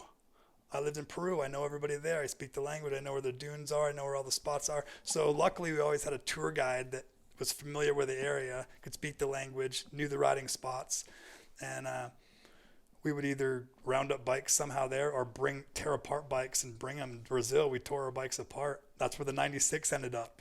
That I landed on McGrath. I tore it all the way apart, and Kerry Hart tore apart his YZ250, like literally all the way down, motor out, wheels out, and had it in boxes like BMXers go to X Games with their bikes in boxes, had bikes and gear bags with bike parts. We get to Brazil, and there you have to claim, if you're bringing in a motorcycle, you have to claim it on customs because you have to bring it back out. Yeah. Well, we just said that we were bringing race parts. Oh, so they freaked out and kept them? No, so they let us in because they just thought it was all part. They didn't know it was a whole bike. Okay. So we were able to get the bikes in there. So the 96 is still there. We left it there. And I think Kerry sold his Yamaha to somebody too. So we just left them there so we didn't have to bring them back. But they didn't know they were complete bikes when we brought them in because they were torn apart in bags. This is before 9/11. So it was way easier to travel. Yeah. It wasn't such security. Way looser. It was way better to see the world before 9/11. That's for sure. You guys did Costa Rica too. You guys went a bunch of places. Yeah, Costa Rica, went to China, went to Japan. Yeah, it was good, man. Went to France, rode the French Alps, went to Italy. So how did the distance jumping thing come in? Distance jumping. So, like I said, the beginning of the Crusty videos was kind of just finding destinations to travel the world and bring our dirt bikes and film. As far as the sport of free riding went, it was still just free riding. It was still just going to the free riding spot, filming, and putting it to rock and roll music, like the snowboard videos and things like that. So I was a video star. I got paid by sponsors to be in the videos, to make the video for the next year. What am I going to do? What's my deal? I was a video star. That's what I got paid for. Yeah. You were ahead of your time, dude. That's why I didn't have to do construction anymore, because I did what all the guys in the videos like Whiskey and that we'd grown up watching were doing. Just hang out and do your sport and get paid to do it. So that's just, what we're living like. But a friend of mine said, what about making a competition for motocross like a BMX or skateboarding with like a full course? And he took this piece of plywood. His name's Brian Jordan. He took this big piece of plywood and took clay and like popsicle sticks and little banners and built a full model of like a freestyle course with like a little half pipe, quarter pipe thing with doubles. And I just smiled because he's full skateboarder from the skateboard world and been around BMX, living at the beaches. But they were just basically bringing that to the table. That's what this board was. And I just laughed because I thought, oh, it's cool, but to get it from here to reality is a long shot because the sport's so set in their ways. They're barely accepting us free riders. To have a judged freestyle event, like people aren't really doing tricks on bikes yet. Metzger's doing a heel clicker. Pastrana was Jeremy was doing his knack. There was a couple, but didn't seem like there was enough to actually have a competition like that. Yeah. But he asked me, he showed me and asked me who he should talk to. And I said, talk to Davey Coombs, because Davey contacted me after the first Crusty, and he's the one that brought me to High Point National and got me a bike to race. And Steel City, I did Steel City and High Point that year.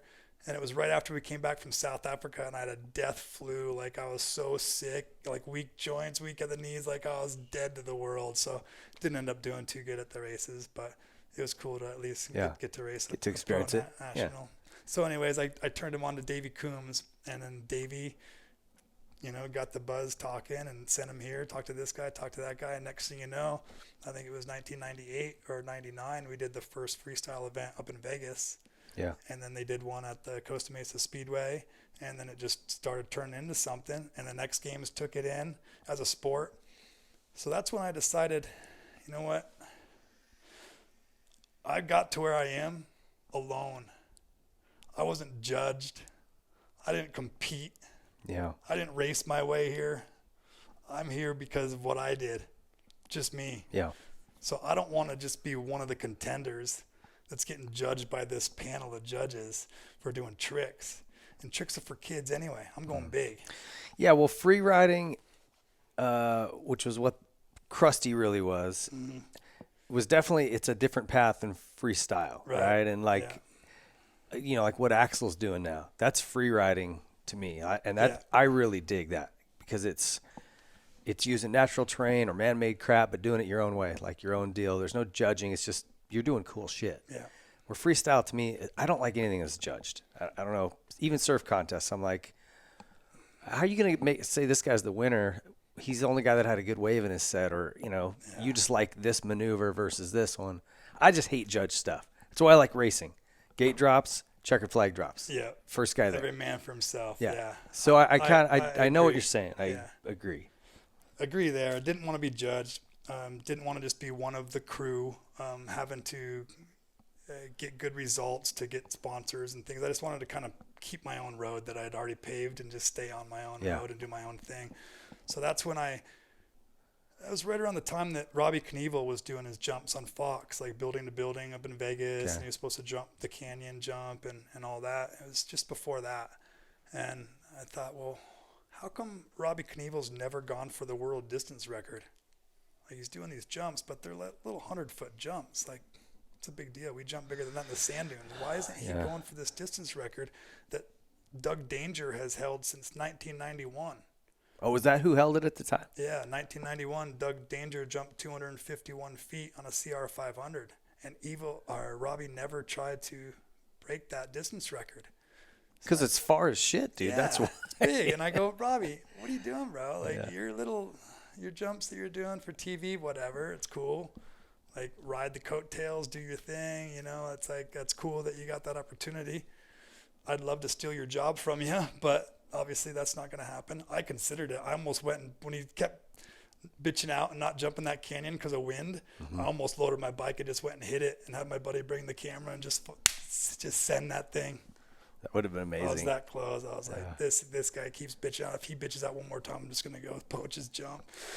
But, like, that was the competitive, nobody else is really doing the distance, but this guy, who's this guy think he is? I'm the long distance jumper, you know what I mean? Yeah. It was that kind of thing. But so that's why I said, okay, well, if nobody's going for this long distance record, that's my goal, is to beat Doug Danger's record. The other thing that happened was I'd been making these Crusty videos for years, since 95. Here we are in 1999. And I got notoriety. I got sponsored and was making a living riding my motorcycle, but I wasn't making any money on these videos that I was risking my neck for. Yeah. They weren't paying me. The thing about Crusty is people wanted to be in the video just because it was such a big thing. So they never really had to pay the riders. Yeah. Paying riders came later on when everybody started making videos, and that was the thing to do. Let's make a video. Okay, well, you're going to pay me. I'm not riding for you to make money for free. Yeah. So that mentality started thinking. I'm like, okay, well, the only way I'm going to make money in these videos is if I do my own video. So that's when I started filming for Seth the hard way. And part of the video was going to be me breaking the world distance record at St. Mars house. So that was going to be like the highlight of the video, and was the plan, to do the jump for the video. So I wasn't going to get paid to do the jump per se, but it was going to be in the video that I was going to make sales on. So that was the plan there, to make my own video and go for this distance record. Okay, so take me through that jump at Sink's house. It was windy or something the day you were supposed to do it. You guys pushed a little bit and then decided to go for it the next day anyway. Still with a tailwind? Do I understand that right? Well, and it was what? Ramp to dirt, right? Yeah, it was ramp to dirt.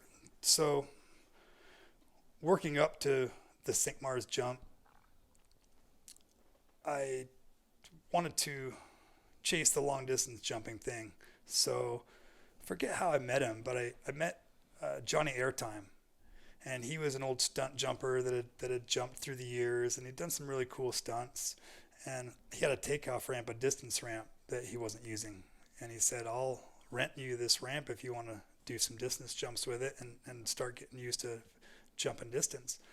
So I did that, and I lined up some jump shows up in Washington State, and did monster truck shows. I got hired from the monster truck crew and did some monster truck shows, drove back to Texas and did 2 there. And what are you jumping, what distance at those? So they would build me a landing out of the dirt they had there for the trucks, and then I would set up Airtime's ramp, and then I would just go as big as I could for the stadium. So depending on the in-run. How much room to break. That's always the trick, right? Houston Astrodome, I went the biggest. I went like 185 feet or something like that, 180 feet in Houston Astrodome. But that's because they had a big ramp coming down into the stadium where I was able to get speed. So the ramp could be early on. Yeah. I didn't need the stadium to waste for in-run speed. That's the thing about distance jumping. You need speed. Yeah. So you got to have a long distance area to build a landing that's 100 foot long, and the takeoff's 50 feet long, and then the gap's 200 feet or whatever you're trying to jump, and then the in-run's got to be 3 times that to get the 250 or 252 stroke up to freeway speeds, because now we got to make this thing go 70 miles an hour. So I'm adding a tooth to the front sprocket, taking a couple off the rear, making this bike go faster than the stock gearing will let it go to get these distances over 200 feet.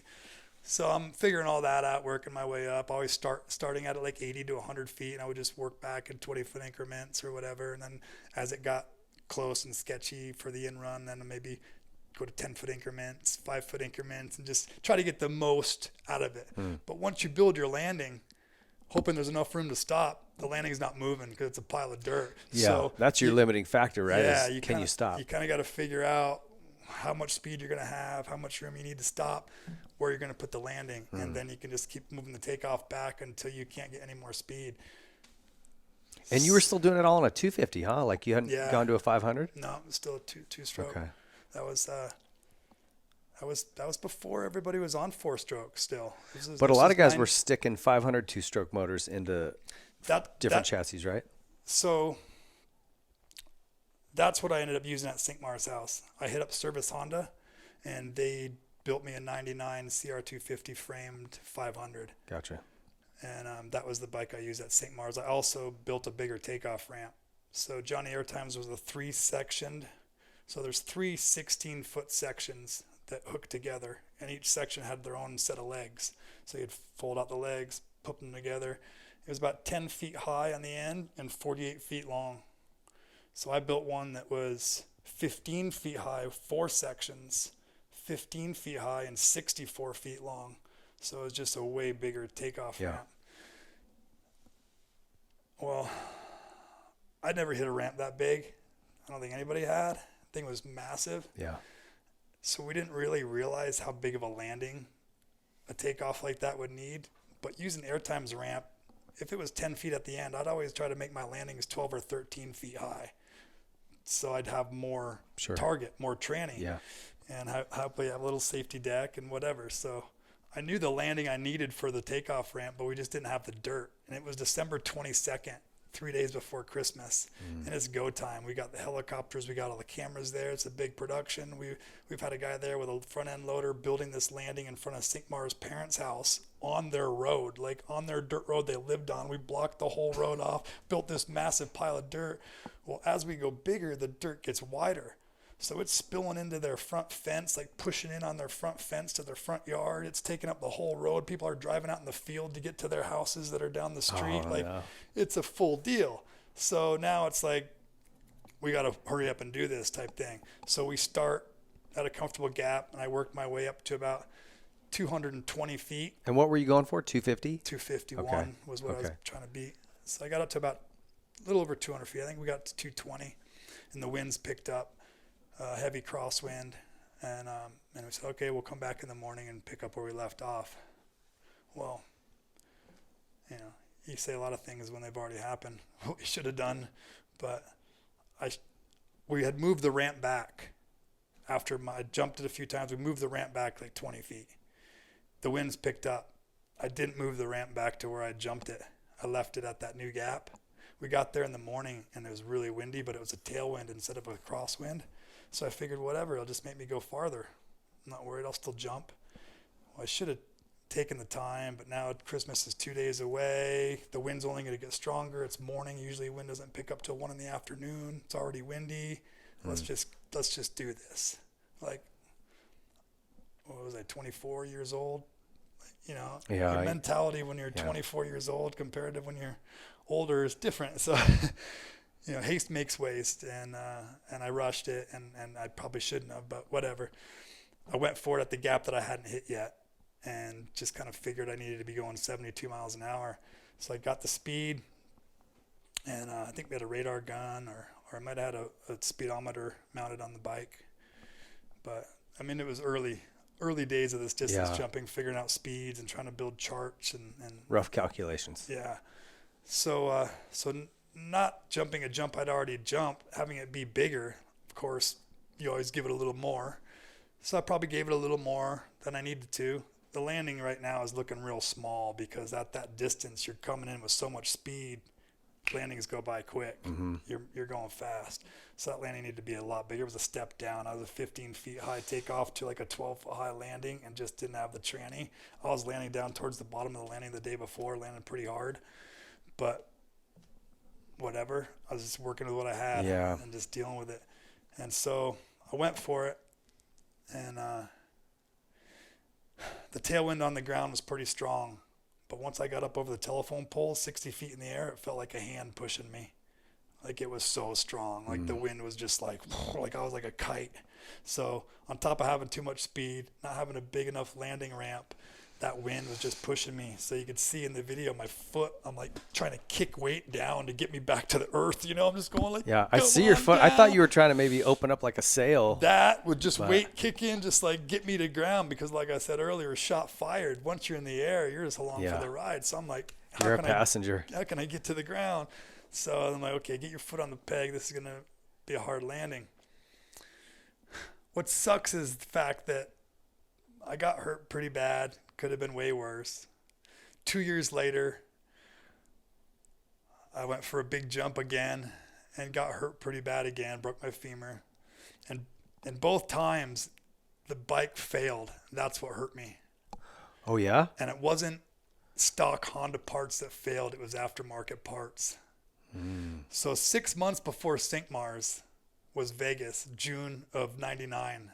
I was doing a promotional jump for Las Vegas Harley Davidson. They were moving stores. They'd built a new store. They were moving in. I'd been friends with that family because they helped move the dirt in for that first freestyle event we did. Tom Hart, Carrie's dad, moved a lot of the dirt. And American Building or American something, I forget, was the company that the owner of Las Vegas Harley Davidson's son owned. So we already knew those guys, and they had me do a jump for their grand opening. Well, I blew a fork seal in practice, so the pressure wasn't equal on the forks, and I had aftermarket triple clamps on the bike. And when once the crowd got there, I hit the jump. Everything was sweet. I was going to land right in the middle of the landing where I was meant to land, jumping about 230 feet that day. I landed and the whole front end snapped off the bike, and it was just the triple clamps that snapped. Stock Honda triple clamps would not break. So I went down to the manufacturer and I said, okay, well, I'm going for the world record and I don't want the front end to break off again, so we need to build a clamp that can hold up. Plus it's a heavier bike. There's a 500 motor in it. It's going to be more weight. I got good suspension from RG3, but we need a strong triple clamp. So at the time there was 2 bolts on each side, and they'd honed out underneath to make it lighter. I said, just leave it solid. Don't hone out the bottom end, dig that out, and just put 3 bolts on each side. Just make this thing bigger and beefier. Well, they did, but at St. Mars House, when I landed on the flats, it still broke. The clamp? The whole bottom clamp broke all the way through. And the top clamp was a different brand. It wasn't stock. It was a different brand, different company than that bottom custom one I had made. And it held together. It didn't snap off like the 2 had done 6 months earlier. But when the bottom one broke, it allowed the front end to rake out a bit like a chopper. Mm-hmm. And the square tubing in the frame underneath the motor dug into the dirt road and left 1 foot, 1 inch square ruts about that deep in the ground. So that threw me forward. So I'm doing 72 miles an hour. I'm well aware I'm going to land hard. But the plan was to have my head come back behind the bars to the side of the tank and just ride that bitch out. Mm-hmm. But when it raked out and broke the clamp, the frame dug in and threw me forward. So on my way down, the 8mm that holds the front brake off went up into my goggle and crushed all the bone behind my eyebrow. So almost lost my eye.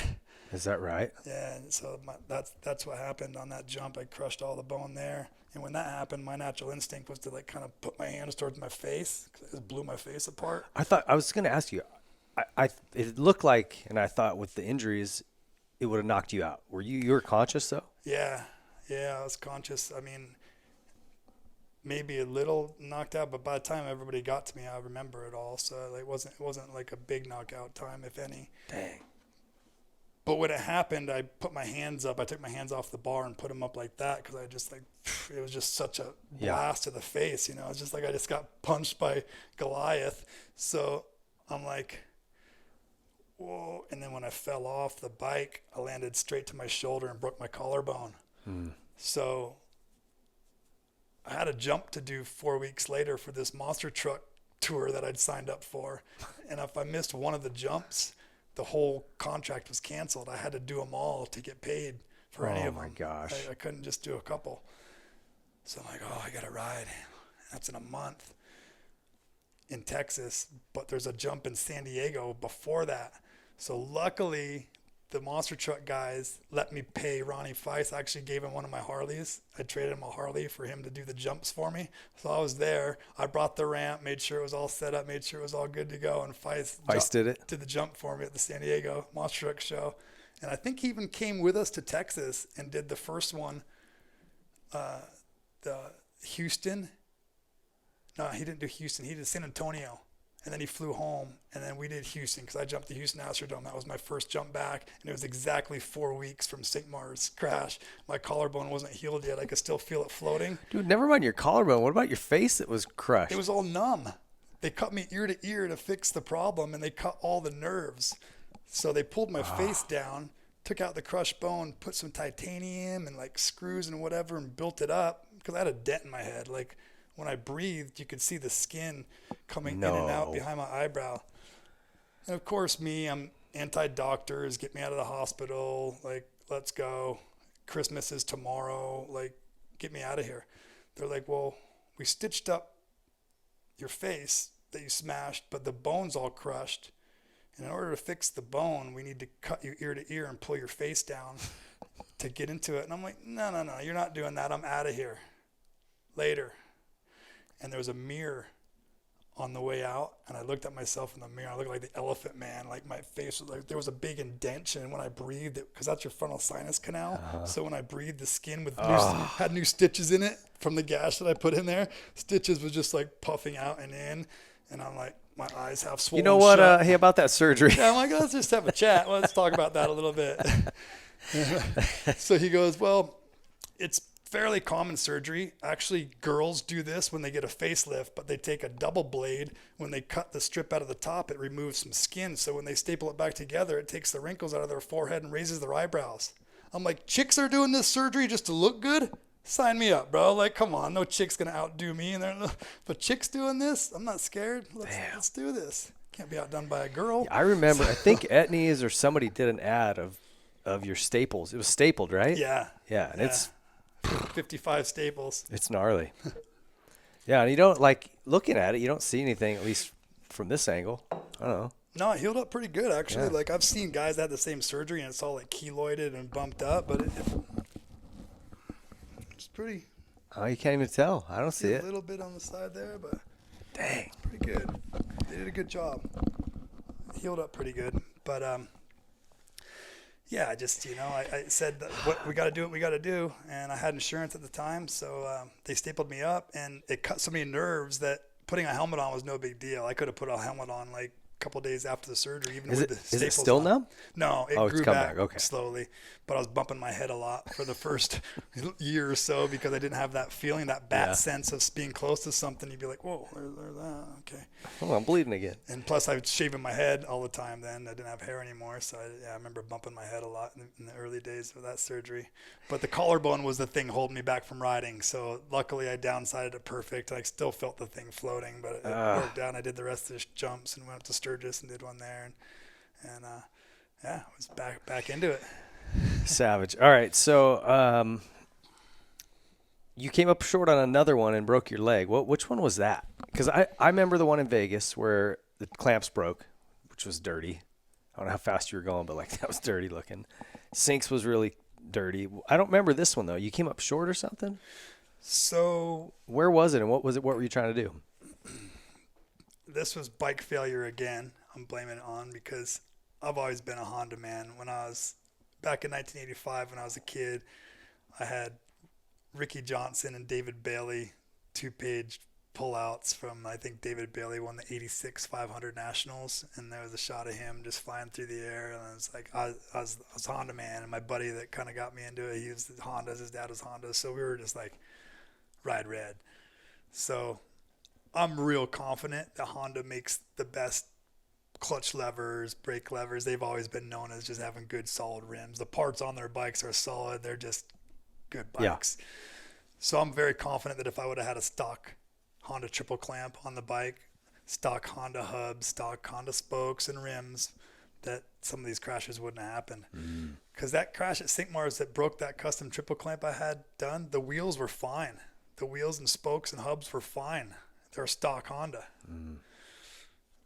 The other time I came up short that you're asking about was filming for my second video, and we were down at Manny's in Lake Elsinore down here, that big dirt jump. McGrath filmed the 4th gear one a lot for the Steel Roots video. He was whipping it on it. Yep. Well, there was another pile of dirt behind that, 5th gear, that Scummy had hit. And I don't know if Scummy had hit it yet, but a couple people had hit it. I think that Chuck Carruthers, I think he might have hit it, but I hadn't hit it yet. So I went down there and hit that jump, and then we all decided to go down there and session it for my video, and we had the helicopter down there, and we were sessioning the 5th gear jump, and it became easy, but we couldn't quite get over 200 feet. So I thought, what if I take that 4th gear pile of dirt that McGrath was hitting and use that dirt to build a pad, like a plateau, to put Airtime's ramp on behind the 5th gear pile of dirt to see if we can get over 200 feet on this thing. So I did that, and there was no test jumping or warming up. It was clear the gap or not, and the in run was really limited. So how much further was it? It was like 30 feet behind the takeoff, approximately. Okay, so we 230. Yeah, we were getting a little over 200 feet. 225, 230, something like that. And I jumped that far before on the flats. But being that we were filming for my second video and 251 was still the distance record, I knew it wouldn't have counted, not in my book or not really in Guinness' book, because it wasn't flat ground. We were coming down a hill, and it wasn't really, the distance is flat ground, takeoff to landing. So you got to have a landing. You can't just jump to flats. You got to have a takeoff, and it's got to be on flat ground. Okay. Can't be jumping down a hill. Gotcha. In my book, that's a record jump. Yeah. So that being said, it was more just about the number. Yeah. Just I can spit at 251 from where I just landed. Yeah. So I got greedy and went back the next day, moved the ramp back, which was dumb. I should have just hit it where it was and just landed farther down the hill to get the distance. But I moved the ramp back and propped it up a little bit. Well, moving the ramp back, lost in-run because the in-run was tight. I had a little tiny kicker ramp. It was like the start piece of a freestyle ramp. I sat on top of a plateau, and I had to hit that in 4th, click 5th in the air, and downside the hill perfectly. So I had to play with the adjustment of where that ramp was so that I was clicking 5th as soon as my back tire touched down, and I was wide open all the way off the ramp in 5th, or else there's no way I was going to clear it. So I did it, and then I told Scummy he could hit it. So Colin was like, "Oh, you sure? Just hit it again." So I hit it again, and it was a big day because Doug Henry was up there, Mike Craig was up there, Trigger was there, Ryan Capes was there. Like a lot of people came up from the track. There was something going on at Elsinore, and we were using their water truck to wet the dirt down to build it. Manley was up there. I rented a water truck and rented a tractor to do it all. And so all these guys were standing by watching, and I was like, "Any of you guys want to hit this?" And none of them wanted anything to do with it. Even the distance jumpers, they said, "You couldn't pay me to hit this jump. There's no way. Jeez. I'll hit this jump." I'm like, "Scummy, you still down?" He's like, "I'll hit it if you hit it." I'm like, "Anybody else?" Nobody wanted nothing to do with it. I threw it on the table. I'm not greedy. I'm not like trying to be all weird about my jumps. Nobody else can jump them. If you want to do it, go for it, bro. Knock yourself out. So nobody wanted to jump it. So I hit it again, and then we sessioned it. Got some good shots. Like I said, I got greedy. Came back the next day with nobody there. And Colin pulled his back unloading his bike that night or something, so he didn't come and meet me to session it. And the other thing about this story that sucks is this was in 2002, and I'd been riding my 2000 CR because I prefer that motor. Okay. In 02, they put the RC valve on the motor, made it more for Supercross, but it just didn't have the top end pull that CR's always had with that other motor. And I've been riding the 2000. I was happy with it. Manley goes, "When's the last time you put a piston in that bike?" I'm like, "I don't know. Like, it's got plenty of compression. Like, I don't need, it's fine. Like, why are you asking that?" "Well, it's 2002. Why are you riding a 2-year-old bike? Don't you have a 2002? I was like, "Yeah, but I'm over that thing. It's got the RC valve." And he like put it in my head that I should have been jumping the other bike. So I switched suspension and brought the 02 down there, and it just doesn't have the speed. Oh, you switched bikes. And I'd moved the ramp back, so I'd lost in-run maybe only 10 or 20 feet. But losing that in-run speed, distance, and switching bikes just came up short. And when I decked the top, I planned on just doing a power bounce on the gas and bouncing down to the landing, which I actually had to do the first time I hit the dirt jump, so I wasn't too worried about it. This was bigger, a little higher, a little faster, but I thought I could bounce it. When I went for the bounce, I had Talon hubs, Buchanan spokes, and XL black rims, and it looked real cool. That's the thing about aftermarket parts. They look really cool, but they're weak as shit, and you should have left the stock Honda ones on there. Well, the wheels exploded. My back sprocket and disc dug into the ground. My front sprocket and forks dug into the ground because the wheels like literally You broke them folded. both? They both folded. You could see in slow motion, and just sent me into this unsavable endo down the hill. And I'm just going, yeah, like I'm on the back fender wide open. Just I'm like, there's no way it's coming around. So I waited to the last minute, pushed the bike down to kind of de-weight me, and went for my tuck and roll. But when I went for my tuck and roll, my hip and my knee didn't hit at the same time. They hit one after another, and I broke my femur. And I tumbled down the rest of the hill with a broken femur, and my leg was just flopping around. Did so much damage to the tendons and everything in my knee. But I was just like, oh, really? So that. When you were laying there, was your leg kind of flopped in a funny angle? I was laying there, and it was the leg that was on the ground. And I always try to stand up when I crash. As soon as I'm like, see what assess the injuries. Yeah. I went to stand up, and my thigh moved, but my knee was still laying on the ground, and I knew I'd broke my femur. Yeah. So when the ambulance got there, the boys were like, "What's wrong? Is your back okay? Is your neck okay?" I'm like, "Yeah, I broke my femur." They're like, "How do you know?" I'm like, "Because it's my femur." Like, "You don't know that. We need to go to the hospital and get some x-rays." I'm like, "Listen, boys, I know exactly what's wrong with me." Yeah. Like, come on. Usually a good medic, it's easy to tell for one, but because it'll be shortened. They'd never broken a bone. Yeah. That's what I asked him. He goes, "You guys broke bones?" "No, never broke a bone." "Then you don't know." Was it like just an ambulance company that showed up? Yeah, just a local Lake Elsinore ambulance. So the problem is, dude, with ambulances, and I tell people this all the time, that's where medics go to start. That's your first job. You go to AMR, whatever your ambulance company is, and that's where your first job is. EMT. So those guys are very green, right? And then you can become like an FTO for that, or you go to fire. Like, that's where the experienced medics go. So when you get just an ambulance rolling up, that dude is probably shitting his pants, So yeah, it doesn't surprise me he said something like that. Yeah. But I was gonna say, like, I did a femur, and it was brutal. But I don't remember, like, I had broken a bunch of stuff when I did this, blew my knee out and other stuff, so it was I was rattled. But when I broke both bones in this arm and I stood up and lifted my arm and my hand just was bent at a 90, it's like it does something to your head when your body is deformed, right? Like, at least for me, I was like, oh, shit. Like, I don't know. It messed my head up a little bit. Yeah. And I kind of panicked. Yeah, you don't want to see that. No. Did you have that where you saw your leg kind of not bend and go, oh, man? I was watching it when I went to move it, and I saw that it wasn't connected right away. So I just laid there. I just got my femurs broke. I'm not even gonna try to get up. Like put me on a stretcher, you know. Yeah. So it is what it is, and get me out of here. But Did they give you some pain meds before they moved you? Because that's the right move. I don't remember. Like in Australia, they have these little green things called a whistle, and it's a little morphine whistle, and you suck on it, and it takes your pain away. That's what Australian ambulances are stocked with. They call them the whistle, little green whistle, and I believe it's morphine. But they didn't. Maybe once they got me in the hospital, they put an IV in me or something, but it's not like they gave me anything when I was Nothing on scene? I don't recall them doing anything.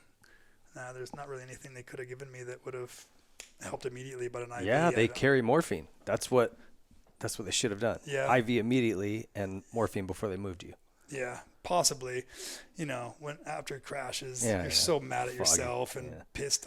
I just get really angry at myself, and it's probably not the best emotion to have, but I get really mad when I get hurt, and it's not good, but I'm just like really disappointed in myself.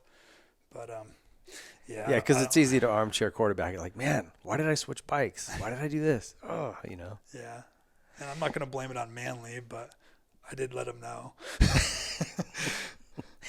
So that took you out for a while. I mean, a femur's 6 months at least. Yeah, it was a while. Yeah. And my daughter was 2 at the time, and I was living in Corona. So I just remember just sitting on the couch with a broken femur and just kind of just tripping out. Just like, wow, what now? Like that's kind of lame. But you know, I never thought about not continuing on the mission to break the record. It was just like a minor setback, and I was so anxious to get healed and get back on the bike. But at the same time, you build this love-hate relationship with your motorcycles. I remember not riding for a while when I was younger and just like being real angry and just miserable, and I needed my fix. I needed to ride. I just wasn't happy unless I was riding my bike.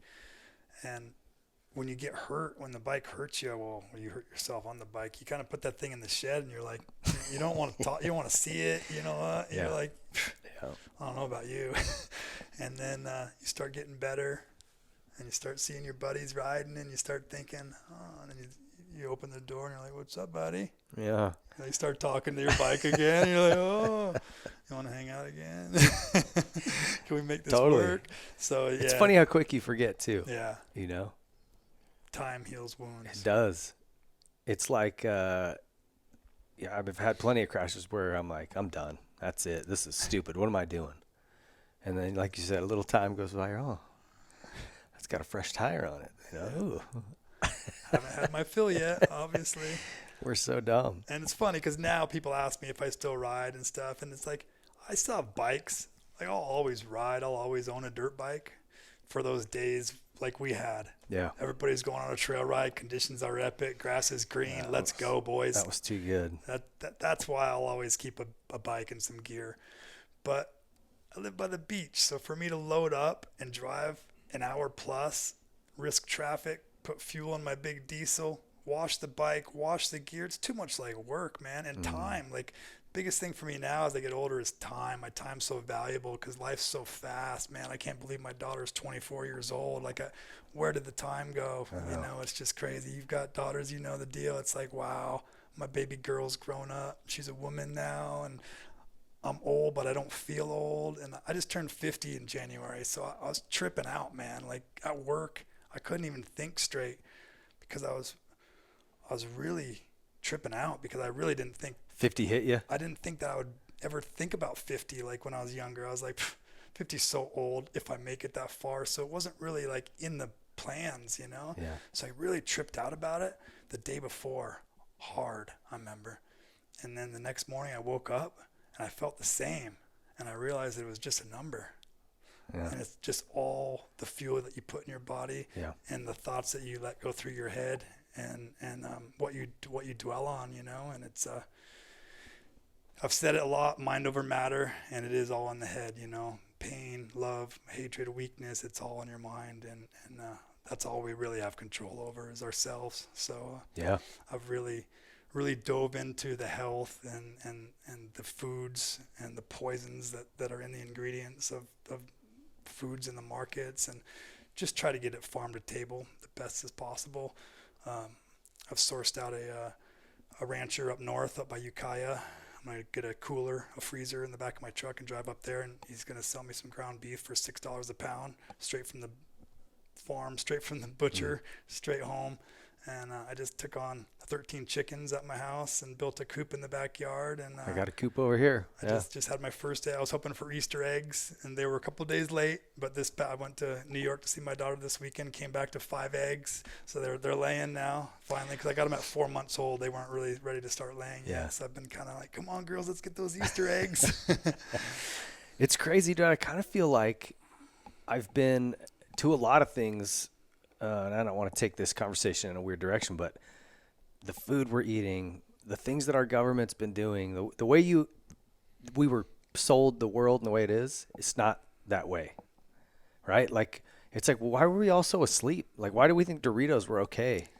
Well, you know what I'm saying? And now it's coming out, well, how gnarly all this is, and seed oils, and it's crazy. The plastics in plastic water bottles. It's crazy. Like, it's nuts. It's nuts. nuts. The amount of... And 1 in 12 kids in California has autism. Yeah, and you've seen the studies where they change their diet and take sugar's the worst thing. Sugar is the absolute killer for everybody. Yeah. Kids, adults, sugar's terrible. It's the worst thing, and it's the most addictive thing, and everything's packed with it. And all those dyes, the red 40s, the yellows, like other countries don't even allow those.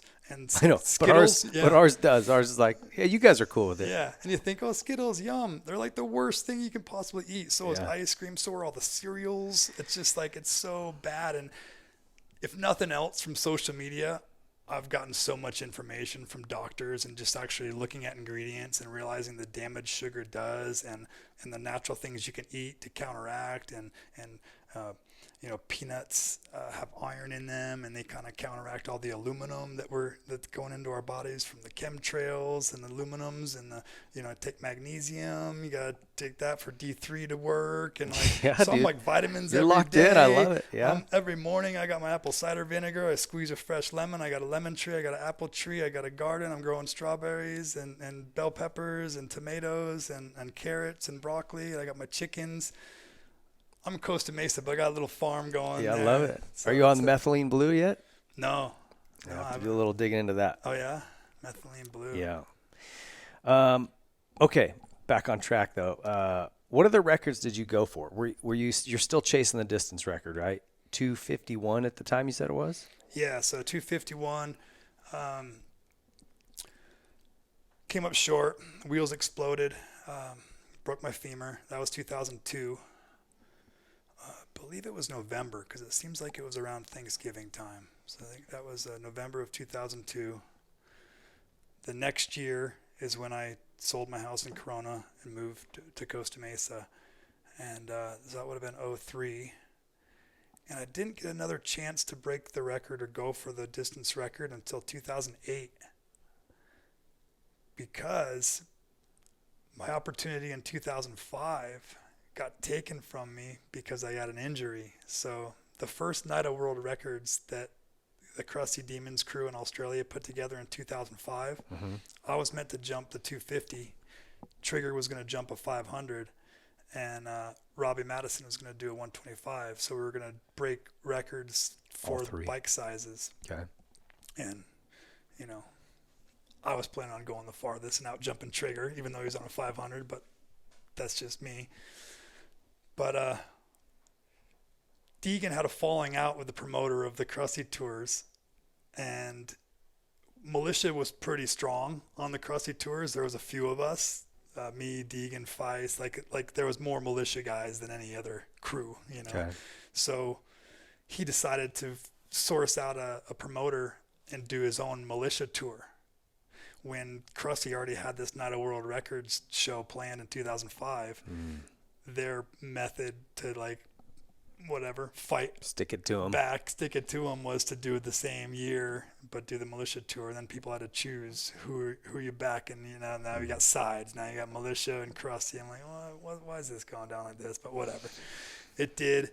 I didn't even crash. I just came up short on a wooden freestyle landing right out of a turn and just decked it a little bit, but I had my foot out in the turn And when I put it back on the peg to hit the takeoff ramp, I didn't have it all the way on the peg. So when I decked the safety deck, my foot rolled a little bit on the peg, and then my tendons shattered my talus bone. So I couldn't even walk. I had to go to the doctor. They ended up making me have surgery, and got infected. Ended up being a hell tour. But I stayed on tour. That happened like the first show, and I stayed on tour with the boys and still continued to fly to all the cities and do all the shows. You were jumping with a broken... No.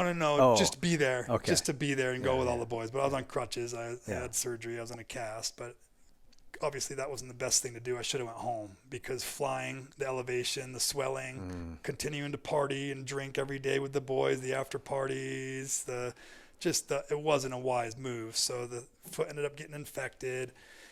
Anyways, obviously I couldn't do the night of world records because my foot was broken. So I had to bow out. And that's where they had Larry Linkoggle come and do the 250s. So it was Trigger, Larry, and Matto. I was there. I flew over. They paid me to come and be there and just support the boys. It kind of sucked, but at the same time, I just knew it wasn't meant to be. Things happen for a reason. Mm-hmm. Maybe that injury caused me, stopped me from having a bigger injury or a bigger crash, or who knows. Yeah. So anyways, I let it go, and I backed the boys and supported them 100% and was there for the show. And it wasn't until 2008 that they had another night of records, and that was when I was up for it. And I knew at that time that I needed to switch to 450s from the two-stroke. So I was a late switch on the four strokes, but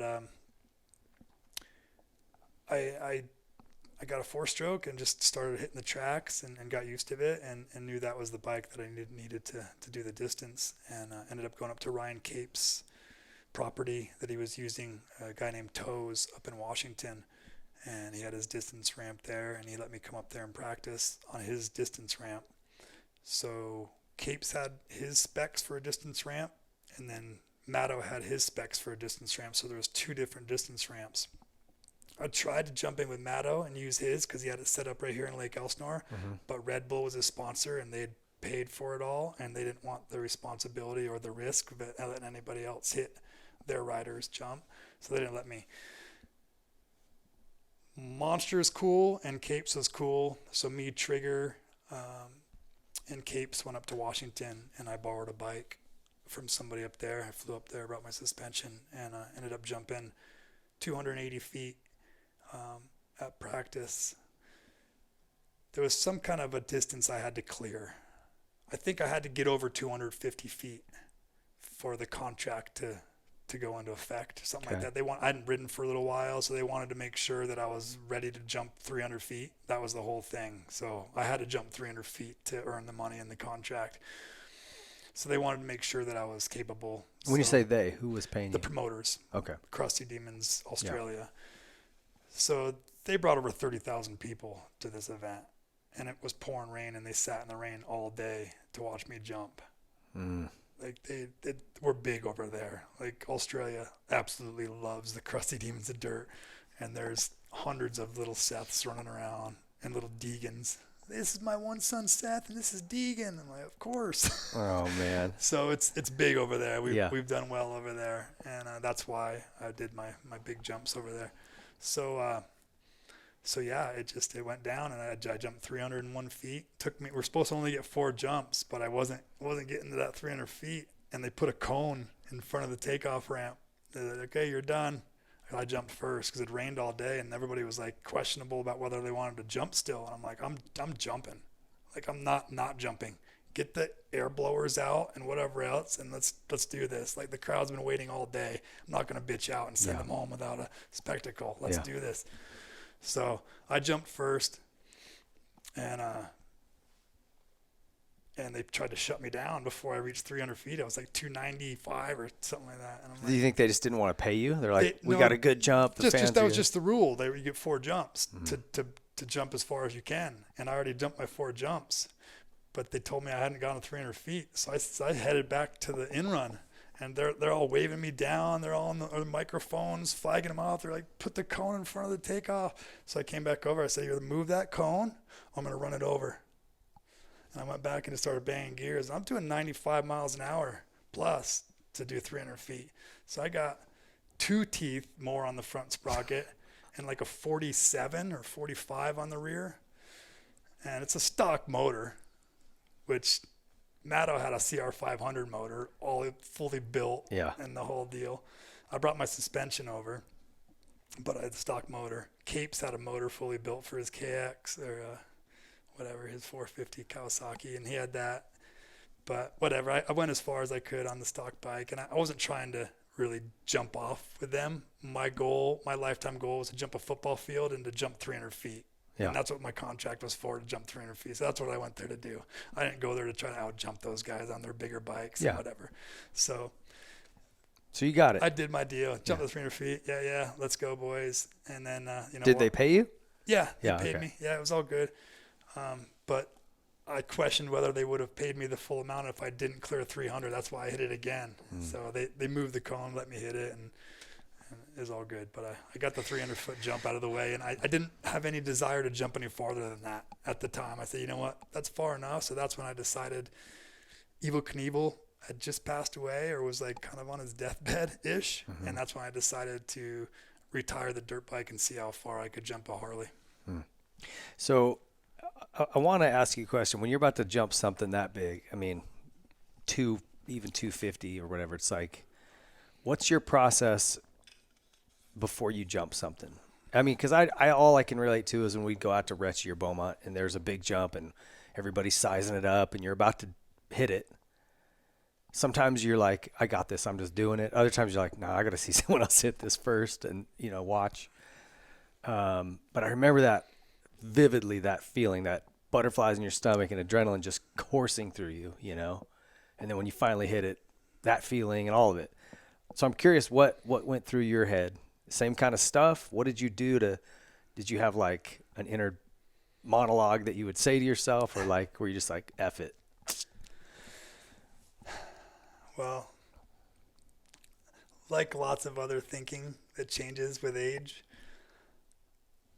when I was young, when I first started filming for Crusty Demons, I had nothing to lose as far as I was concerned. So I wasn't worried about losing anything, dying or crashing or anything like that. Wasn't even considered failure to me. Like I didn't even think it wasn't even an option. Like I was just gonna go for what I wanted to do. I didn't even really think about it, And when I'd get hurt, as soon as I was better, I'd get back on and go try to do it some more. Didn't really think about it. But then I started making some money, and I bought a house, and I bought a Harley, and I bought a brand new F-250 diesel, and then I got my pre-runner truck all done. I bought a Mercedes, and then I got a shifter cart, and I got a wakeboard boat. I got all this cool stuff, and now I got shit to live for. Then I had a daughter. So now my daughter's 8 years old, 2008, and I'm like, whew. This is what I've been working on for years. This has been my goal for a long time. So I'm definitely doing it, but there's definitely a lot more thoughts running through my head at that age with all that. Yeah, there's a lot to lose, at that time. So I remember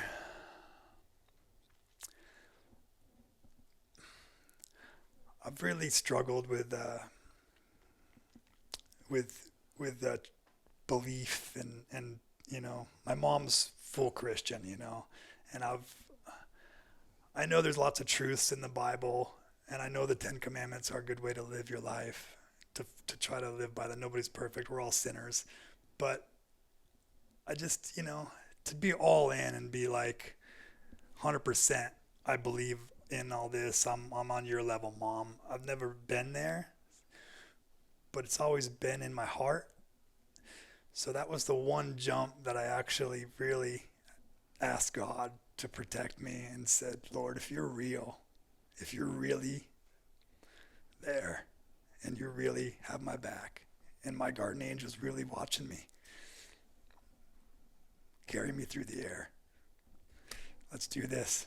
And like that was the switch. I used to flip the fuck it switch and just go for it, but that was the switch I flipped. I just really asked God to guide my path, and it went down, and it gives me chills just thinking about it. But I just realized, I said, you know what, I can't keep doing this thing because my heart can't take this anymore. Like, this is just too gnarly. Yeah. So I accomplished what I set out to do, and that's it. I'm just gonna let it lay there, and then that's what I went through. And I remember just having nervous energy, just going at the takeoff ramp and grabbing my helmet and like adjusting my helmet, 5th gear tape, doing 90 miles an hour on the in run, just nervous energy.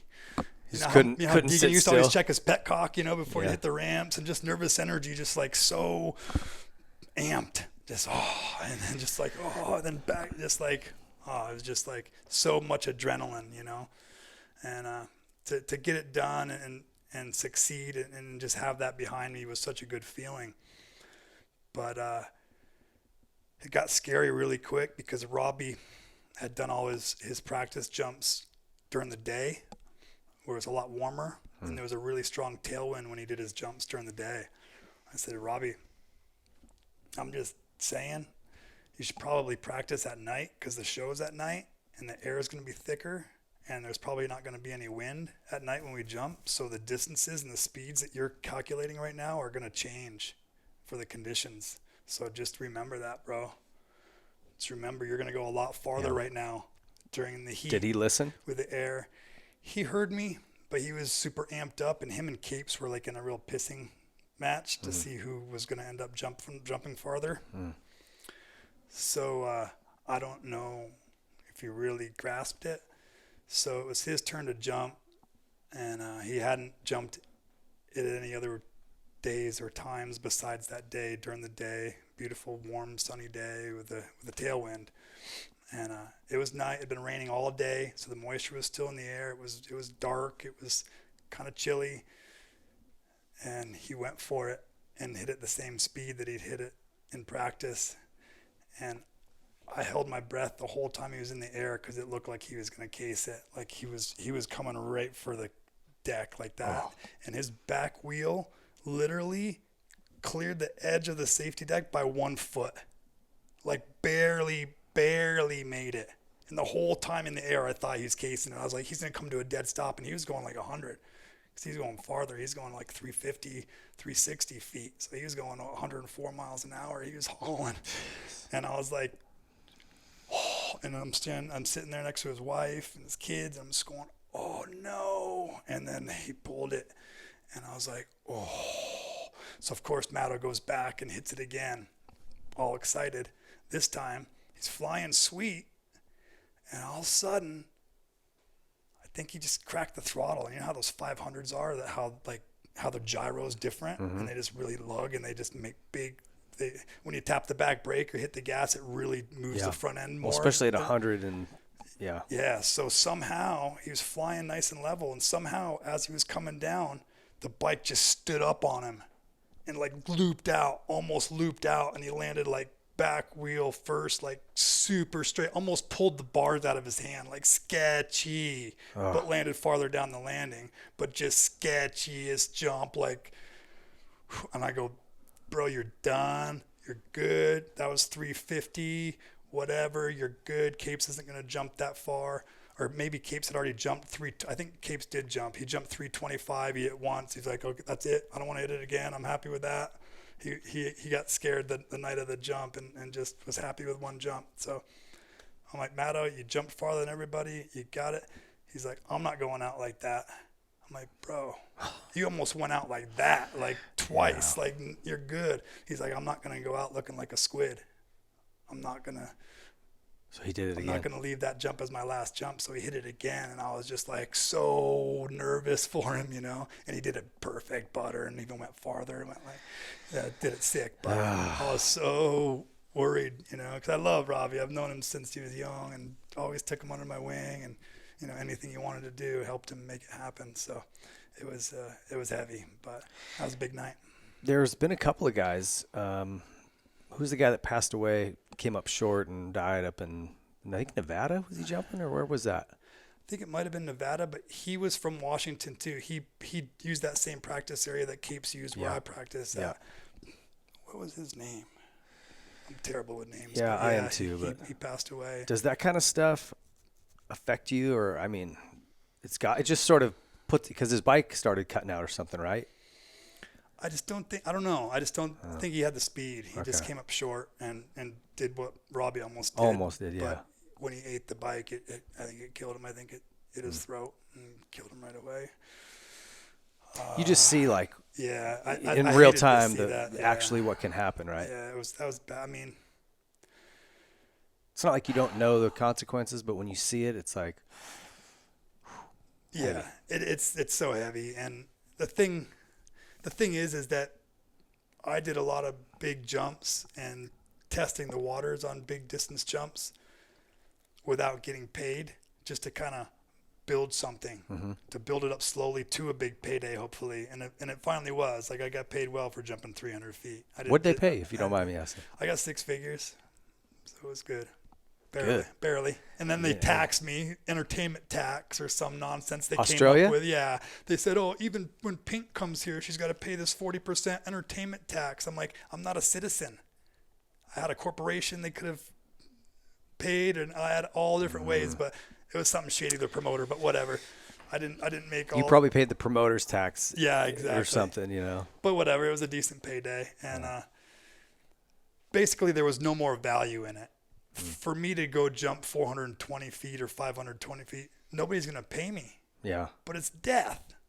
Like, it's death, 100% death. If you don't make it, you're dead. Like, for sure. There's no like, oh yeah, he crashed, but he'll be all right. It's like you're dead. It's like, Yeah. So there's no value. You can't put a dollar amount on it. Yeah. To me, I was like, there's no value in it, man. There's nothing. So I thought maybe Harley. Okay, I'll jump the Harley. Maybe Harley will get behind me and I can go to Sturgis and do like a promotional jump, not as big as the record, but jump their semi at Daytona Bike Week and jump the semi at Sturgis and whatever. Just do some jumps like that and kind of drag out my career a little longer, make a little money, because I'm done with dirt bikes. I don't want to go any farther. Did Harley get involved with that? They did. Harley Australia backed it, got the bike, and paid me a little bit, not much at all, but all the expenses for the landing. They did a huge publication, hired a publicist, and I was on the newspaper in all kinds of countries, and they did a good job getting it out there. But it never materialized. Harley America saw it, and they're like, cool. But they didn't want to attach themselves to like a high risk thing. They didn't, you know what I mean? They're like, Harleys aren't made to jump. Yeah. So for us to get behind that, it doesn't make sense. Yeah. And we don't want to, if you get hurt, then we don't want to look bad. So yeah, nah. So I said, okay, well then I'm done. And that was pretty much it. I went back one more time in 2010 at the Crusty Tour. And for the first time ever, I hit the 75-foot freestyle ramps on a 450. Because I'd only ever hit the freestyle 75-footers on a two-stroke before then. I did the record on the 450, but that's different than hitting a... How is the 450 on that ramp? It's different because I like tall gearing, so I got a 48 on the back of mine. I went to Deegan's to hit the ramps just to kind of practice before I went to Australia on the 450. And Bo Manley was there. And he's like, what size sprocket is that? I'm like, it's 48. So I always run. And he's like, bro, you need a 52. You're gonna go so far with a 48. You're going to overjump it. And I'm like, nah, 52, this thing will be a wheelie machine. Because Pro Circuit did the motor. Like, there's no way. With a 52, I wouldn't even be able to keep the front end down. There's no way I'm running a 52. So he was right. And it was real inconsistent. It was either like bogging, almost casing it, or jumping far. Like, I only hit it perfect a few times. It was real inconsistent. It wasn't like, bop, bop, bop, bop, like on a 250 every time you're right there. It was you need to get it to where it's pretty much you roll in and then full throttle in second. Right. And that's we'll send you the right distance, right? So he was right, but I still was scared to go all the way to a 52. So I went to a 50, I think, from a 48 to a 50. And then I ended up using a 51, I think, in Australia, because 52 just still seemed too short for me. Just so peppy. Yeah. But yeah, it was cool. It was, I was just throwing a couple whips and whatever, just being there for the crowd. But that was the last time I jumped ramps. What year would that have been? 2010. 2010. So the year right after I did the world record on the Harley. That was the last motocross jumping. What was the sketchiest jump you've ever done?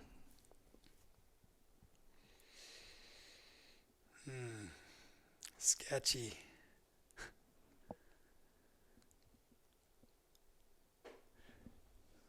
The one that I talked about at Lake Elsinore at Manny's was pretty sketchy. Yeah. It seems like it. Especially being fourth gear, stepping down just perfectly. Yeah, that one was pretty sketchy. And then St. Mars was sketchy just because the landing was not nearly big enough. So both of those were sketchy. But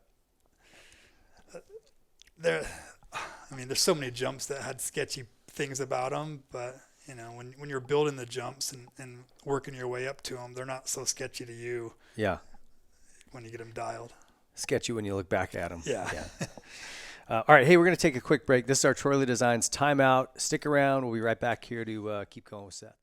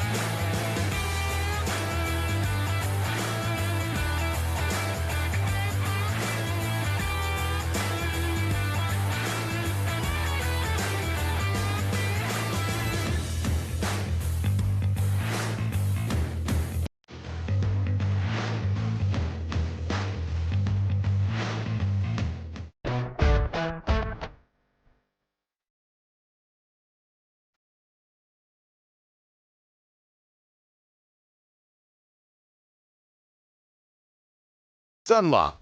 There is a reason every AMA championship in the past decade was won on Dunlop tires.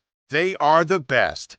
Choose the best performing tire and a brand that has never wavered in their support of our sport. Choose Dunlop. Pro Circuit. Pro Circuit products are designed with one goal in mind: winning. Through passion and hard work, Pro Circuit has operated the most successful 250 team in the history of the sport. They use that same formula when developing exhaust, engine, and suspension parts for every brand. When only the highest level of performance is acceptable, trust Pro Circuit. Seat Concepts prides themselves in offering the best seat foam and cover products available for off-road, moto, dual sport, adventure, quad, and street motorcycles, all at affordable prices. So whether you're looking for better performance or more comfort, choose a superior American-made product from Seat Concepts.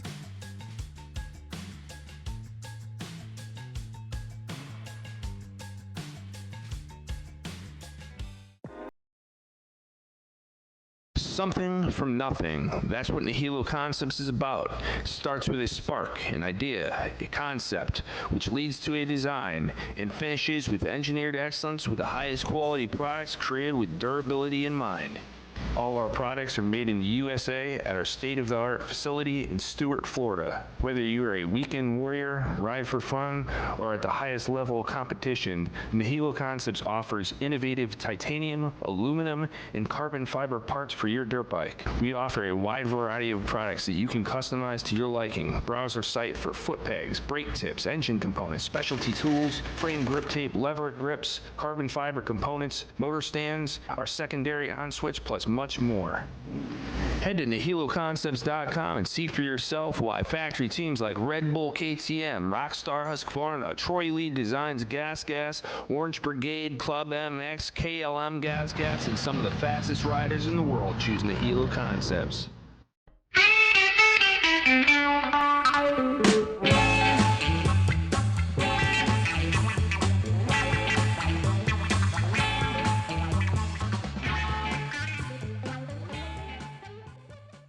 That was your Troy Lee Designs timeout, guys. If you haven't been over to TLD lately and checked out what they've got going on, all of their new summer line is out. It's sweet. You got to check that stuff out.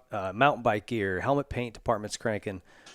Always doing good things over at TLD, and we're stoked to have them part of the family here. So coming back, I'm going to jump right into our Seat Concepts hot seat question. Best seats out there if you guys need one. Go check out Seat Concepts. Fresno Smooth. Tell me about this. Like, I'll admit, I've seen only bits and pieces of it. I've never sat down and watched the whole movie in once. Yeah, I've probably seen it all, but just like probably in 4 different sittings. Tell me what your thoughts on that movie.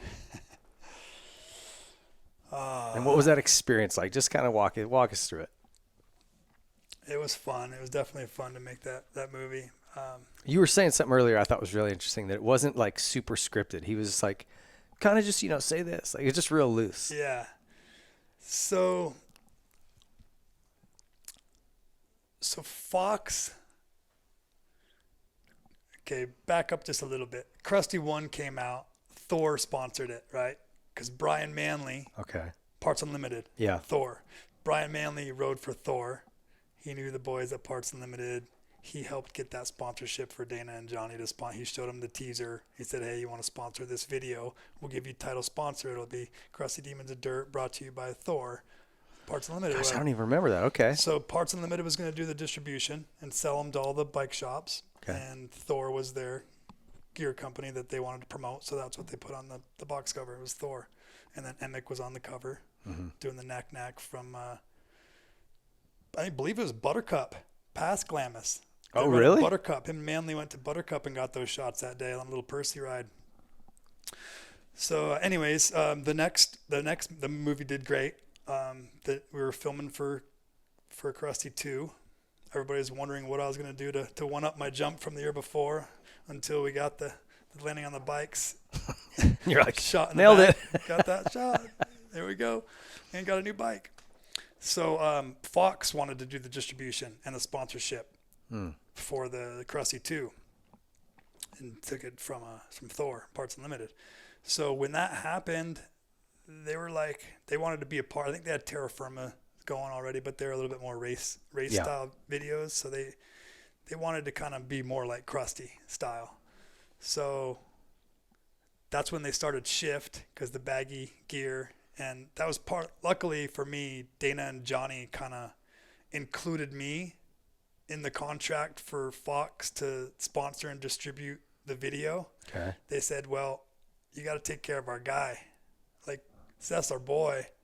He's been going hard in these videos. He's not making no money. Like, part of the deal is you got to sponsor him and make sure he's, gets some gear and gets taken care of. And then you sponsor the movie and distribute the movie. So they said, okay, we're going to start this company called Shift. We'll do a baggy line with Seth, and we'll sponsor Emick to do the racing line of it. And it'll be like a mother company of Fox. It'd be more the free riding and the freestyle end of Fox, is where that's more the family racing division. Yeah. So they wanted something to kind of launch with the gear company, something new. That the video era was huge. We were pumping out videos, but they wanted to do something different. Everybody's trying to be like Crusty, but that's like action to music. There was no like scripted movies or anything. So they had this idea to actually do a motion picture style movie about motocross. And they hired Adam Barker and Troy Adamitis straight out of college. Like, I don't know if they went to San Jose or what, but I know that Fox was in Morgan Hill. And I used to fly up there to design my signature gear all the time with Todd Covey and Todd Hicks and Pete Fox and John Fox and all the boys. Well, they had just taken the company over from their dad, the boys, yep. John, Pete, and Greg. Dad retired. He's like, all right, boys, it's all you now. And that's when they started Shift and wanted to make the Fresno movie. So Adam and Troy came up with this idea, Fresno Smooth. We'll kind of make a play on Fresno because it's like the white trash Bakersfield thing, and we'll just like play it out and use that as kind of a storyline and just kind of ad lib as we go. So it was cool because they got, Tony Hawk and like these other pro athletes from other sports that were in X Games to be in it and do cameos. Metzger did awesome, his little part that he played, his role, but it was just it was something new, trying to be different. Well, they went over budget. They had a big budget, real big, and they went over budget. And Papa Fox is going like, "Hey, what's going on? Like, what are you guys doing? Why is all the money gone? We can't give you much more money. Like, come on, finish this up. It's like, all right, cool. We got it done. Let's do a viewing. Well, they hadn't been showing much of the footage or the storyline with anybody. They've been kind of just working on it. Well, Papa Fox came down for the viewing and saw it, and he's like, hell no. So they'd already been doing like 2-page ads, full 1-page ads, Fresno Smooth, and me and Emick hyping it up, letting people know this is coming, Fresno's coming. So they already spent a bunch of money in advertising on top of the money they went over budget on. So they're like well into it, 6 figures, like a lot of money into it. So it's kind of like, okay, well, do we just call it a wash? Like, what do we do? Well, you have to, because we can't put our name on that. They're like, it's Shift. It's not Fox, it's Shift. Yeah, but everybody knows Fox owns Shift. So we can't let that tarnish our family name. He just thought it was too loose. Too edgy with the strippers, with Rusty coming up behind the counter at the Mexican restaurant with the bong. Just the whole, just the rock and roll and the drinking and, I chug a bottle of tequila after I did the jump at Glen Helen. I'm chugging the Jack Daniels when I'm jumping at Carrie's, and just the whole movie in general is just like, that's not family oriented. So he pulled the plug. So it basically got shelved. And this was VHS days. DVDs weren't even out yet. Nobody had DVDs. I think the PlayStation might have been about to come out.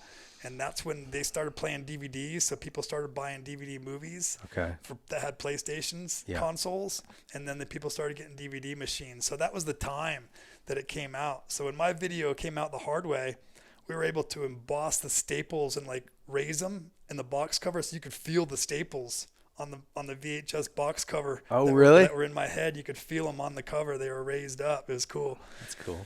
So I sold a bunch of VHS copies of my video, and then DVDs came out. So a lot of the same people that bought the VHS bought the DVD too. So timing was good for my video when it came out, because I kind of double sold it to a few people. But anyways, that was the time zone, and Fox said no. So they basically shelved it. All that money, all that advertising, they just said no. So it never got released. It never got to motorcycle shops. There was no way to purchase Fresno Smooth. It just got shut down, lights out, shelved. Like it's done. What do you mean? I don't know what you're talking about. Like, forgotten about. Really? So I bought another VCR, and I'm duping VHS tapes, like making copies of the one that I had just to get them out there, passing them out to people, just not selling them, just to get it out there. Yeah. Let people see it. So it kind of became this like cult following. Yeah. And only people that had caught wind or got the memo or heard the tip that this movie was out there, they could try to find it. So it really started slow, and then eventually more eyes saw it, and then eventually, grew to what it is today. So and now it's just like did they ever release it? No. Oh, you're kidding. So it's all kind of bootleg. Yeah. Finally, Fox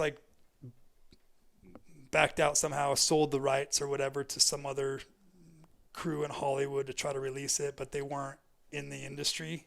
And the motocross industry was really the ones that were going to buy it. Yeah. There wasn't really any other market for it. Right. So they didn't really do many sales and really get it out there very good. And it just kind of sat there and got here and got there. But Adam Barker has always kind of held on to it. Well, Troy Adamitis went on to do the Great Outdoors videos of the Nationals and that. And then Adam went on to do like the Fuel TV shows, M80 I think he did, and a couple of those shows for those channels that were going back then. But they always, kept their baby in their arm, and they were like, hopefully someday we can make a sequel to this. It'd be great to do a sequel to Fresno someday, and it was talked about, but never really happened. He even started writing a script about it, but it never developed. So it's never really got wings, and it's never really taken off, or not as many people have seen it as that could have. Gosh, I didn't know that. I didn't know they kiboshed the release of it. Yeah. Huh. Yeah, Dad was like, nope. Already? I just handed over to you boys, and you're going to park us already? Yeah, he didn't let it go. Way to disappoint Dad right off the bat, What's your favorite part in it? Well,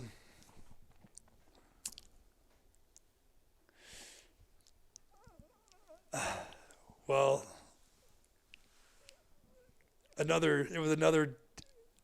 was another good day for me as far as feeling big or cool about jumping things that other people wouldn't jump, because McGrath was there, and Brian Manley had the loader and built the jump, and basically we're at the Supercross track at Glen Helen, and we used some dirt there and made a landing, and Manley did another jump kind of like he did at La Paglia's for remember Disturbing the Peace, SMP, where we dropped down into that ditch and then came out, so the takeoff could be like 14 feet tall, but it's only sticking out of the ground like 4 feet. But it's still real long, so you can still carve it and whip it. You're just not going as high. And then we landed down into a wash. That was the landing, so it was like a big tabletop down into the ground with a huge takeoff. So that jump was fun. So we built that style jump down into the ground. McGrath was taking runs at it, speed runs at it, and I was like, "What do you think?" And he's like, "I don't know. I think third will get it." I'm like, "You think?" Because it was pretty big. It was like over 100 feet, and it was a gap. It was a dirt to dirt. Like there was no warm up. Like you had to clear it. Yeah. If you came up short, would you bounce down into the next valley, or what would you do? No, this is the one at at Glen Helen. Glen Helen. Okay. Yeah. So the one that we did at La Paglia's, for Disturbing the Peace, I think Link Oggle ended up over jumping it and throwing his bike on it. I think Mickey crashed on that one too. But it just went down. The landing was short because it was just a small wash, like a sand wash. So the landing was real short. But we weren't that high because the takeoff didn't come that high out of the ground. But it worked, but you wanted to definitely hit the tranny. So it wasn't like that because that jump you could warm up to it and land on flats. Because there wasn't a pile of dirt that you could case. This one was. It was a huge pile of dirt, a huge takeoff, flat ground. I had to take down the fence and come around. Dusty, no water truck. I was just dust bowl sliding. And McGrath's taking test runs at it. So I'm thinking he might jump it with me, maybe. But then he's like, "I'm not jumping it. There's no way." And I'm like, "Damn." And then Button was there, I think, and there was a few other pros there that were practicing, and nobody would jump it, of course. I'm like, "Oh, I gotta jump it." And I was in the mariachi suit that I worked at the Mexican restaurant because I just rescued the baby, and like ripped down the streets in my dress shoes, no boots on, like had a helmet on, but don't even know if the thing was strapped, and just like sliding and wheeling through the streets, like outrunning the cops with this baby to deliver it to the nuns, and then I drop the baby off, and they give me a helmet that's been blessed by Jesus, and it's got all the scripture verses on it, and I show up at Glen Helen and hit this jump, showed up late for the freestyle comp, hit this jump and just over jump it to flats.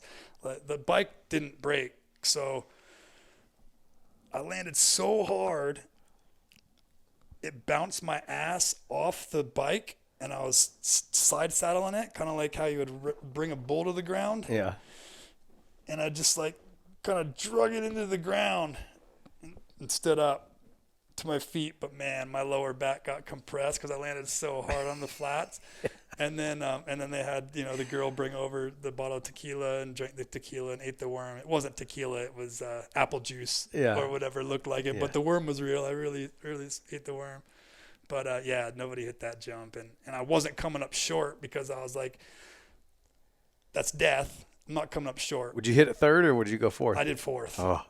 Because I didn't want to come up short. So Jeremy was probably right. He probably was, but I didn't want to risk it coming up short, so I hit it fourth. Not taped, but pretty on it. And, I went to flats.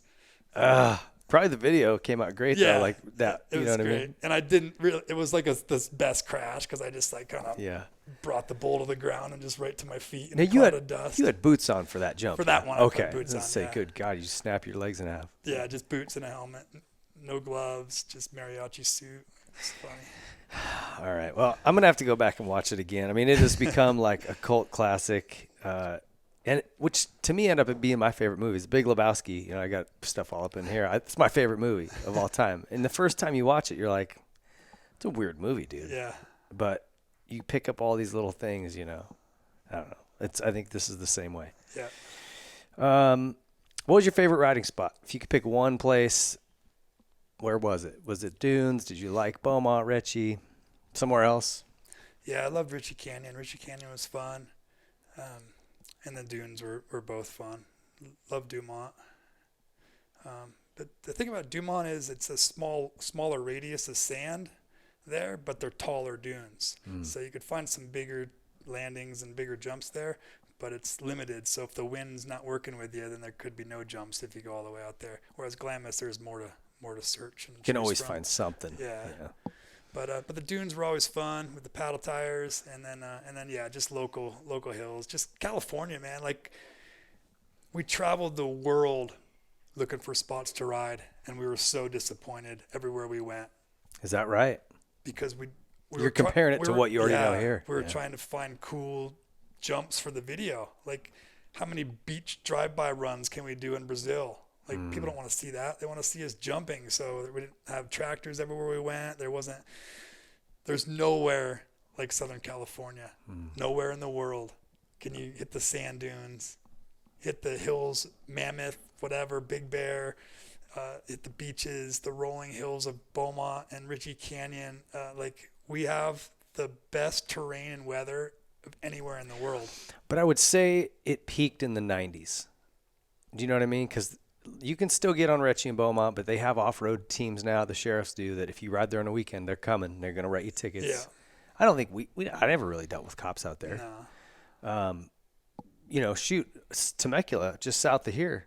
Did you ever ride out here after it rained? Yeah. All of South Temecula, the hills were incredible. Just we'd carve tracks everywhere. That's all housing tracks now, a lot of that's gone. So I feel like even for free ride guys, I think it peaked back then. I mean, you got to be like Axel and have a bunch of acres of your own land and tractors, right? Right. But just the weather and terrain options that we have here are just still amazing. Like, if you can get onto them without getting busted, which you pretty much can. You just have to go weekday. Yeah. But yeah, it has gotten blown out. And like everything, like Havasu was way more fun before everybody started going. And then people started jumping off rocks, landing on boats. Now it's full of cops arresting girls for taking their tops off. So it's Glamis used to be wide open, free for all. Now it's so strict and regulated, and you have to have we never put flags on our bikes ever. I know. Over the years filming, so it's just more people, more rules, Yeah, that's the way it goes. That's what happens. Yeah, it was a good time to be involved. Was there anything that you wanted to do or accomplish that you didn't get to? Not really. Kind of checked all the boxes. I'm pretty happy. Yeah, I wanted to jump the 300 feet, the football field. That was a long time goal. Obviously, jumping over 251 feet was the first mission, but I figured I would just beat that a little bit and have more jumps to work up to that 300 footer, and maybe that would be the big payday. That was kind of my thinking back then.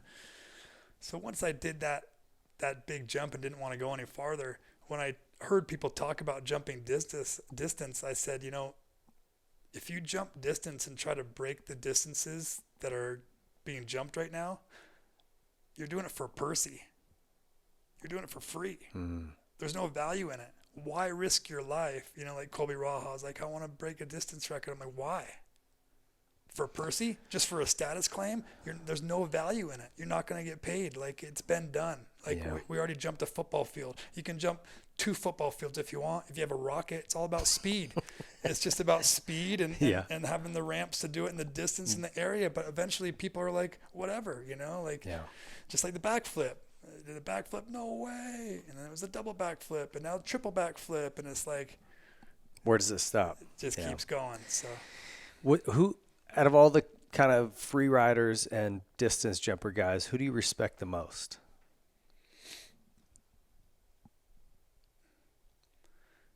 For distance jumping, I'd have to say Robbie Madison. He's done some amazing jumps, and he's a savage. He is. He's nuts. Like just that story you told about him going back 3 times, like for no reason. Yeah. Other than, what do you say? I don't want to go out here a squid. Yeah, I can't look like a clown. I just got to do this. He is gnarly. Yeah, he is. He's just looking at his jumps that he's done over in Europe, that one over that canyon. The Corinth Canal or whatever the heck it was. Yeah, that was nuts. And the Vegas jump, of course. And just, he's killed it. And thanks to Red Bull, he was able to do a lot of his dreams and live them out. That's one thing I missed as far as sponsorship goes is the energy drink money. Yeah. And you were too early on that, huh? Yeah. There came a time when, and probably still now, is these guys have signature bicycles. Dave Mira had a signature bike, signature shoes, skateboards, whatever it might be. But ask any of them with all their signature royalty pay, who's their biggest payer? Their energy drink. Red Bull, Monster, Rockstar is their biggest monthly salary, their biggest bonuses. That's their biggest paycheck, more than any other sponsor, the shoe sponsor, the bike sponsor, whatever. So it's like, and they allowed Matto to like become the legend that he is. He's not at Travis's level, but like when I talk to people, let's say at my fire department, they don't really know motocross or dirt bikes. They don't, who's that one dude that rode his bike out on the ocean? That was insane. Rode that wave. Like they know those stunts, right? They've seen that on social media or wherever. So he really transcended, free ride, FMX. It's like he's kind of made it into those stunts. Really got him there. Red Bull paid for it. Yeah. It's cool. For sure. So what you kind of mentioned this a little bit, but when you decided like, okay, I'm done, was it really family and just sort of the cost versus risk versus reward thing, right? Like you started to go, It was a job. Like I said, there was no value in it. Yeah. There was no sponsors calling me to pay me anymore. I went from making $2,000 a month to wear a skate shoe to, I can get free shoes and free stuff, but nobody's going to pay me to wear them. It started going that way. So I'm like, okay, well, I need to figure out another way to make money. I was hoping the Harley thing could have some potential to make some money and kind of drag out my career a little longer, but it didn't. And I still have the record. Nobody's broke the distance that I jumped, but I didn't get paid a whole lot. And it's cool to have that record still. And to do it on an XR 1200, which is kind of the big brother of the XR 750s that Evil used to jump. Yeah. So the timing was good. Evil had just passed away. It was cool to carry the torch and go for it on the Harley, and it worked out. Was that sketchy flying that big old thing? Yeah, the landing was a sea container with a wedge with stilts on one end of it, and then a wedge coming off it on the other end, and it didn't have any tranny. So it's like a clunk when you hit the land and then land again. So that's how I smashed my balls on the tank so bad. Like I jumped it. I broke the record. I did like 175. But like I said, Harley Australia had a publicist and a lot of money invested in advertising and stuff for that.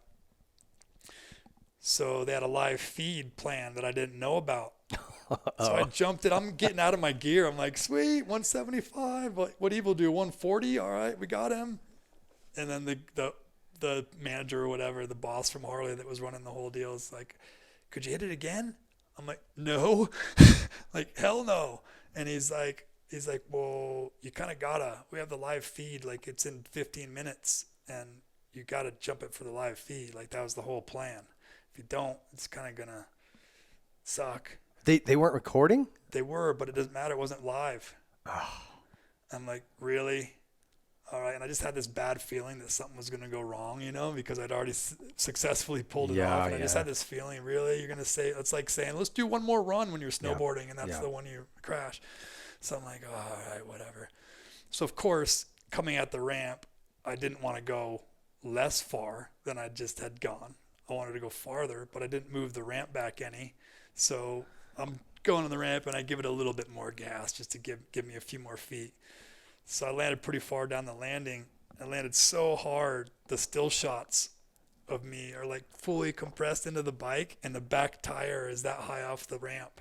I bounced. Oh, it bounced. That bike's 650 pounds. That's how hard I landed. It bounced. I'm like fully compressed into the bike.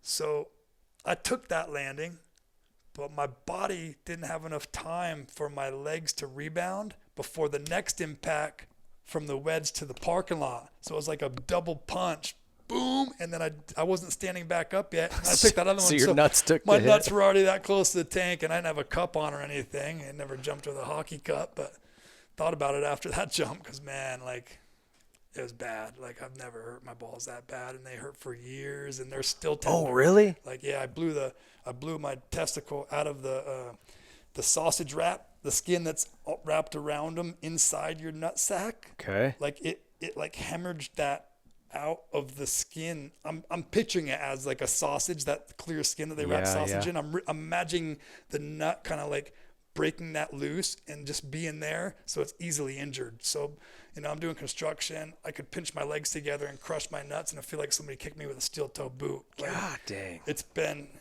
I've had ball pain for years ever since then. It's. What do doctors say? Have you had it? Yeah, I've done a ultrasound. I've just went a couple times, and they're just like, I can't feel anything, and the ultrasound doesn't show anything. I'm like, okay, well, they're so tender, like they're just super fragile. So when I started running scrapers, I was just getting bounced around so much. I'm like, I don't know if I can do this. My balls are slapping off the seat. So I got a jock strap without a cup in it, just to keep them tucked up, to hold them up in there. So I started wearing a jock strap, and then I said, I'm just going to slow down, because you get going fast in the scraper with a ton of dirt. It starts hopping. There's no brakes. There's no brakes that can slow you down. So you have an engine retarder lever on the steering wheel. You don't have brakes? There's brakes, but they don't work. They're not going to slow you down. Like, you're hauling ass with a ton of dirt. Like, you're not slowing down quick. Damn. Brakes aren't doing it. And if you start using the brakes, they overheat and they start locking up. Then you got to bring it into the yard, have the mechanics work on it. They're like, why'd you use the brakes? Why'd you touch the brakes? You're like, because I had to slow down. And, so it's like, don't touch the brake pedal. So you're like slowing down with your can. You got to lower that thing and drag it in the dirt to slow you down, or your engine retarder that slowly retards the engine and makes it start to downshift. But it's like, you got to stop there. You better be pulling that thing. Doesn't it have an engine brake? Well, that's what it is. That's it's the an engine retarder. retarder. Okay. So that like slows the motor down, which starts downshifting you. But it's not brakes. Like it's a gradual slowdown. If you got to stop quick, you're canning out. Damn, man. Well. Old glass balls are going to start calling. You're going to get a nickname or something. So after the Harley thing, what was your next transition into getting to that? Did you do anything in between there, or you kind of got right into the heavy equipment stuff? So I did go back. There was one more show. They got a new promoter for the Crusty Tours in 2010, and I did go back and do one more tour with the boys hitting the freestyle ramps on a 450. So I got some 450 75-foot ramp hits under my belt, and that was it. That was it. And that's when I came home and realized that I was done. Like, I'm not gonna do a backflip. I tried at Deegan's, but I landed on my head, and I was like, there's no reason. Like, it's not gonna up my value anymore to be paralyzed, and I'm just like, I'm done. Like, it's not gonna really make me any more valuable. It's only gonna make me more scared. Well, yeah, you had been going for 15 years, like pretty hard at that point, yeah? Yeah. So my first thought was, if I'm going to do this tour in 2010 with the boys, I want a backflip. So I'd like have some more value. I can't just go out there and whip it anymore these days. Everybody's doing all these tricks. So I learned them into the pit at Deegan's, and then Bilko's like, oh, you're wasting them. Hit dirt. And I'm like, I don't know, man. I don't really have it 100% in my head yet, even though I'm getting them around. I'm not totally confident. And he's like, you're wasting them in the pit. Just take it to dirt. And Feist was there, and then Feist was like, just lean back and cruise. Like, don't try to pull too hard. Just kind of cruise. So that was in my head. And then I'm coming at it, and it's a step up. So I'm thinking, why would he tell me that on a step up? Because I'm going to have to pull harder to get it around on a step up than I did falling out of the air into the pit. But last minute thoughts. I didn't pull that hard, and I landed on my front wheel, and the bike landed on me and knocked me out. And I was just like, I was so sore. The bike, like, my whole chest and everything just got smashed. Like, nothing broke, but man, I felt like I got crushed with a ton of bricks. I'm like, what am I doing? Like, I don't need to do this. That was it, huh? I don't need to backflip. So I went and did the tour and just threw some whips and hit the ramp and stuff. But I just said, you know what, I'm done. Going into the pit even is sketchy. Like, I think there's a misconception that, it's just foam blitz, like landing on a pillow. It's no big deal. No, you land upside down and that bike shoves you to the bottom of that thing. If nothing else, you're like claustrophobic. There's all that dust. You can't breathe. I just did it on a bicycle. You're inhaling the chunks of foam. Oh. It's not fun. cool, really. No, it's not. So that was kind of it. All right. That was it. Yeah, I pretty much. And then how'd you jump into the heavy equipment stuff? So I started doing construction. Just had a contractor buddy that was remodeling homes, and he had a welding shop also. So I started welding custom gates for him, entrance gates for driveways, side gates for properties, things like that. just doing a lot of like 2-inch square tubing gates, building helmet racks for his kids' baseball team, just whatever he put me up to. But it wasn't really that much money, and it got me by. But I was like, you know what, you got to give me a raise, man, or else I got to find something else. So I did. I moved on and made a little more money with another contractor. I was happy. I was doing all right. I was working, every day. I wasn't getting paid to be a dickhead anymore. So it was all right, but I wasn't, it is what it is. I was just living. And then I had the offer come on to operate heavy equipment. And like I said, Trigger had told me, he goes, you know what? Even though you're good and you have a job and all that, you got those tools, you got those skills, but what if that slows down? There's no work. And you got this card in your back pocket, because once you get on the A list in Local 12, then as long as you pay your union dues every year, you're on that A list. So you can go anywhere, any union hall in America, and put your name on the out of work list, and they're going to pull you before they pull B listers or C listers. You're on the A list. Yeah. So you have that, and you have all the benefit package, the medical, and my daughter's covered till she turns 27. So her whole 26 years, she's covered full medical, full dental, full vision. So that's basically why I took the job, and the other reason was to get Rusty to come work with us. That didn't end up happening, so me and Trigger ended up working together for a few years, and it just I just stayed with it, and I didn't like it much at first, because I hadn't had to work with people much.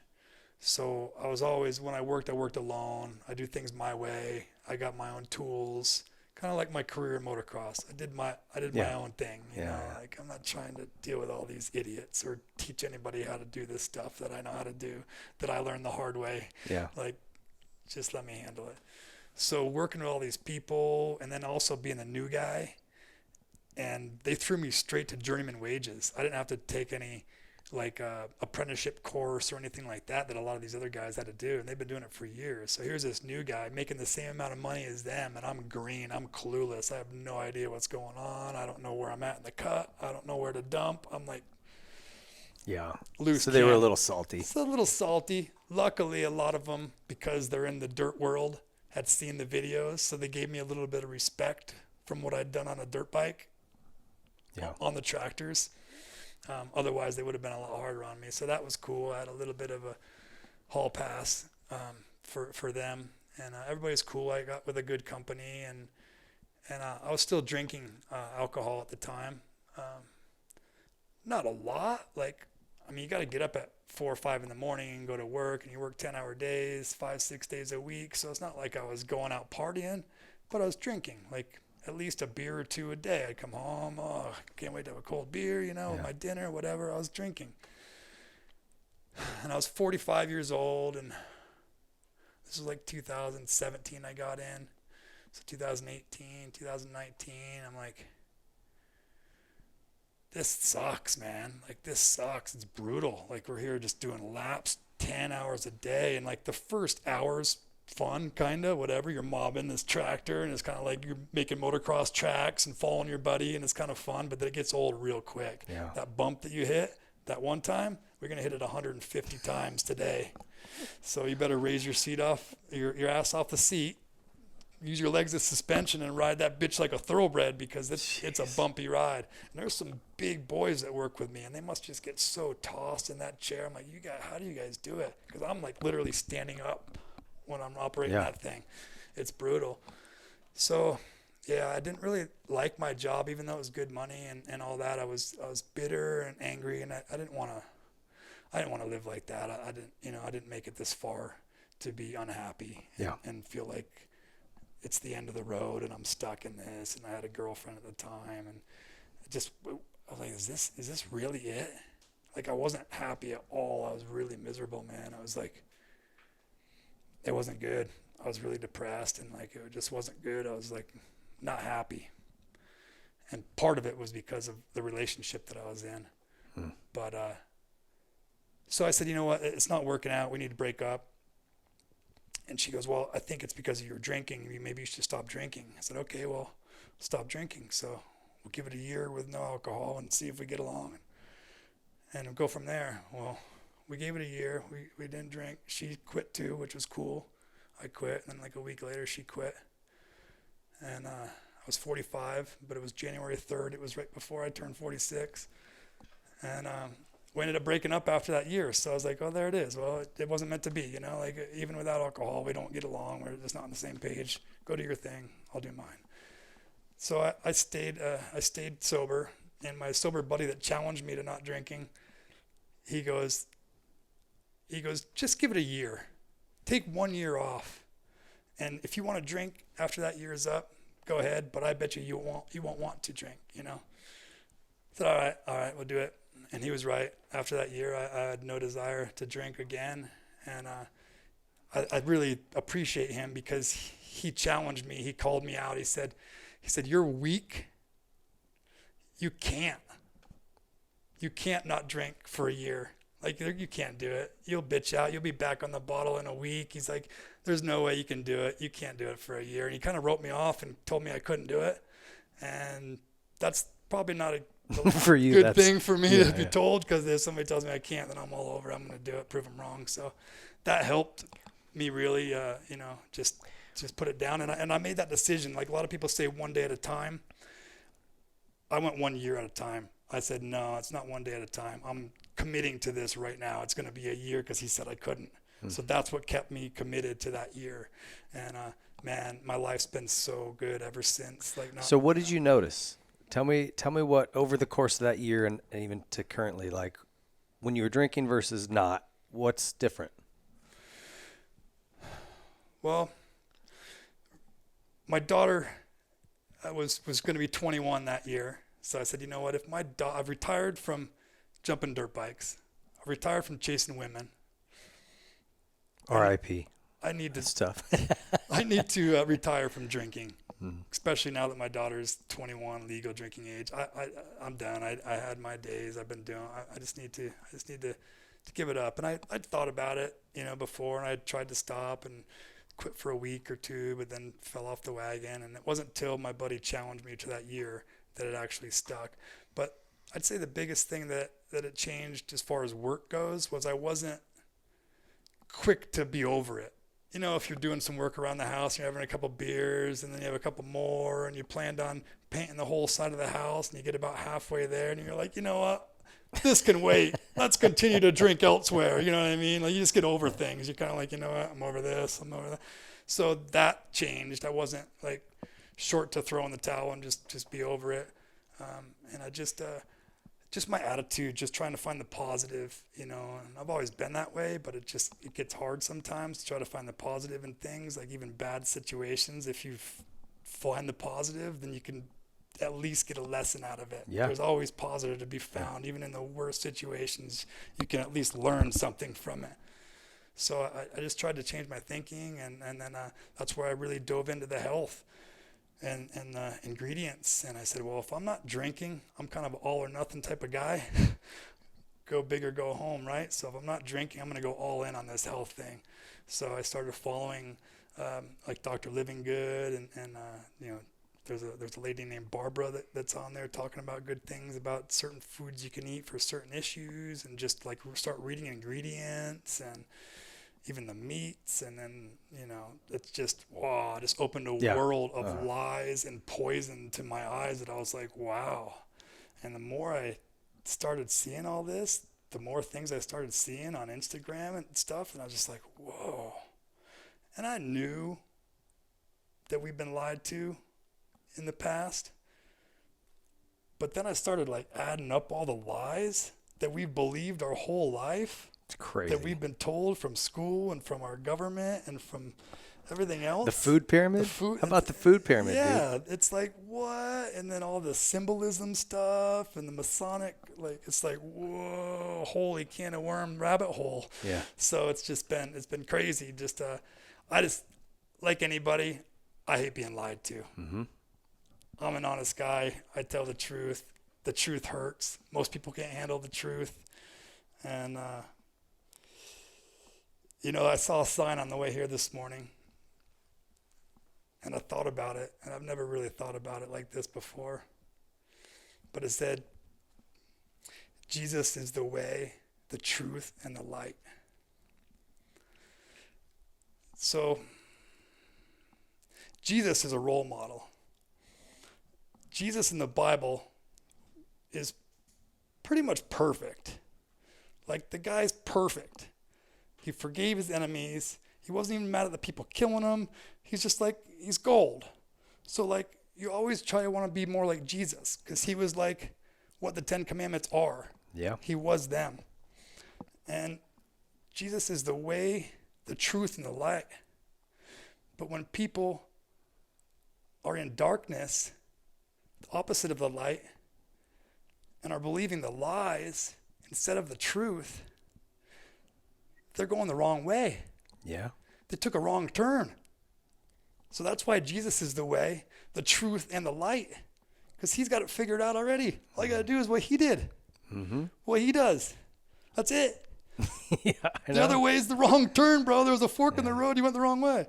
So it's like, wow, that's so true. It's like, and it's not religion to me. Religion's like the cause of all these wars and all this battle. It's more spiritual than that. It's deeper. I love nature. I love trees. I'm down with grounding. I'm down with hugging trees. All about it. I'm a country boy from the heart, and I just love it. It's just amazing that we're provided for. I mean, just think about this. Chickens start laying eggs at 6 or 7 months old without a rooster in the picture. There's no male. Okay. That's how they reproduce, though, by laying eggs. But they need to be fertilized by a rooster. Mm-hmm. So if you get a bunch of baby chickens with no rooster, come 6, 7 months, they'll lay eggs for you for 5 to 6 years before they stop laying without any male in the picture. But you're not going to have any baby chicks. Mm-hmm. If you do, you got to bring the male around. But those birds, those hens were put on this earth to feed us. Those eggs are being, what else they laying those eggs for? Unfertilized eggs laying around everywhere. But look at the amount of nutrients in an egg. Yeah. It's got everything you need. Another thing we were lied to about is that they are full of cholesterol. Yeah. Remember? Eggs were Yeah. bad for a while. Yeah. Dude, that's awesome, man. It seems like you've turned some good corners, man. Yeah, just chasing the truth and the light, man. It's a dark world, and I've always tried to stay on the lighter side of it. But man, it's crazy, especially this day and age, and to see my daughter grow up and what was taught to her and has changed her thinking and mindset is just scary. And now with the AI and just all the things, and with Bill Gates making this meat that's not real, and it's just like everything's just so fake. Yeah. Fake lips, fake butts, fake tits, fake. It's like, really? Where's the real? I know. Show me that real. I know, dude. I know. Trust me, I'm right there with you. So you're not married. You got the one daughter, right? Yep. And she's away at college, but you guys see each other just kind of breaks in summer, stuff like that? She's done with college now. She moved to New York City a little over a year ago, and about a year and a half ago, and got her master's degree at Columbia University. So she decided to stay there and start her career there. She's doing social work, helping kids, and She like living in the city? she loves it. I said, "Oh, why, honey? Why?" Because I grew up in New York State, not the city. Like, I was in a small town, way far from the city, but just the weather in New York. I'm like, why would you want to live there? The weather's brutal. It's humid in the summertime. It's cold and muddy and slushy. Like, I'm just not a fan of the East Coast weather. And she said, "Dad, I want to go. I've always wanted to go there." And it wasn't until she moved there that she told me the reason. It was because when she was young, she was watching Spider-Man. And Spider-Man was filmed in New York City. And she thought as a young kid that someday I want to live there. That place looks amazing. So ever since she was a little girl, she's had this dream in the back of her head that someday she wants to live in the city. So when school was up, me and her mom were like, because I'm friends with her mom, we still talk, and there's no reason to be angry with each other. We created such an amazing child together. So Is she out here? yeah, Yeah. she lives in Corona. But I didn't talk to her for years. There was some custody and, the battles and the child support and all that stuff. So I blocked her for a long time. I had another girlfriend, and once I broke up with that other girlfriend, I unblocked her on Mother's Day and said Happy Mother's Day, just because she's the mother of my child. And I just, and now she thinks we're best friends. I'm just like, hey, I was just trying to be the bigger person and just be like, you know what? Yeah. But that's cool. Thank I mean, you want to have a good relationship with her. Yeah. I mean, I know we butt heads, we don't get along, but I do love you for giving me Kylie and, for doing that, because that wasn't my choice by any means. I was 25 years old, living my dream, traveling the world, riding a dirt bike. The last thing I was ready to do was hit the e-brake and have a family. Yeah. Like that was her decision. But without her making that decision, I don't know if I'd even be here right now. My daughter kept me alive for sure. She was kind of your rock, your grounding point. Yeah. I mean, more than a materialistic thing to live for, but a human being that I need to be there for, because my dad wasn't present in my life. And I, promised to be a good dad and stick to my word and be there for my child when I had them. So that's what I did. That's awesome, dude. There's two things I forgot to ask you about that I wanted to talk about. The canal jump. Did you ever jump the canal out of glass? No, never did. That seems so damn crazy to me. Yeah, I don't know why. Okay. We never even went to it to even look at it. I don't know why. Was that? I guess it'd been done. Somebody had already hit it, and I was always like, somebody already did that. Like, who cares? It's nothing big. I was always out finding new, bigger shit that nobody hit. So I think that was the reason. And then what about Rusty? What was this guy's story? Because he was like the dude you brought in that was like the new you at one point, right? That's what it seemed like. What was his deal, and where's he now? Like, what the heck happened? Oh man, Rusty, he's the same age as me. I met him in Huntington Beach. He was just a local surf rat that had a dirt bike, and he worked at In-Flight in Seal Beach. His cousin owned that store, and it's like a surf, skate, snow shop, and they also do like wind surfing boards and things like that. But it's right there on PCH in Seal Beach. Friends of friends knew him, met him, and he had a dirt bike. So I'm like, hey, come filming with us. And so he was teaching me how to surf, and I was like kind of just taking him riding with me. Yeah. Not really teaching him, but just like taking him to the film trips and stuff. And he was fearless, but he didn't have a whole lot of skill. He was good on the trails. Like, he used to go to Silverwood Loop by Silverwood Lake and hit those trails all the way up by Lake Arrowhead. He's real good on the single track, and he's Beaumont, Trail of Death, any kind of trail riding. Guy's gold. Like, Get him off the ground, though, and it's a mess. Yeah, he's just not a jumper. He used to ride tracks okay, but it just seemed like every time in the dunes, he wouldn't lean forward. He'd keep the body positioning on the ground in the same position. So when he started going up the takeoff, the weight distributed to the back instead of staying. I go, bro, the ground that you're coming off of, flat ground, that's what you want to be perpendicular on. So even if the takeoff's like this, you want to still stay perpendicular with the ground here. You can't just be like this. You're going to loop out. And he's like, oh, he was trying to figure it out. But every time he would just go for it and just throw the bike at the last minute, loop out, and just scorpion out. So his lower back's pretty jacked up too. But he stretches every morning, and he just got back from Hawaii. He did 2 months over there surfing. He's just on a never-ending.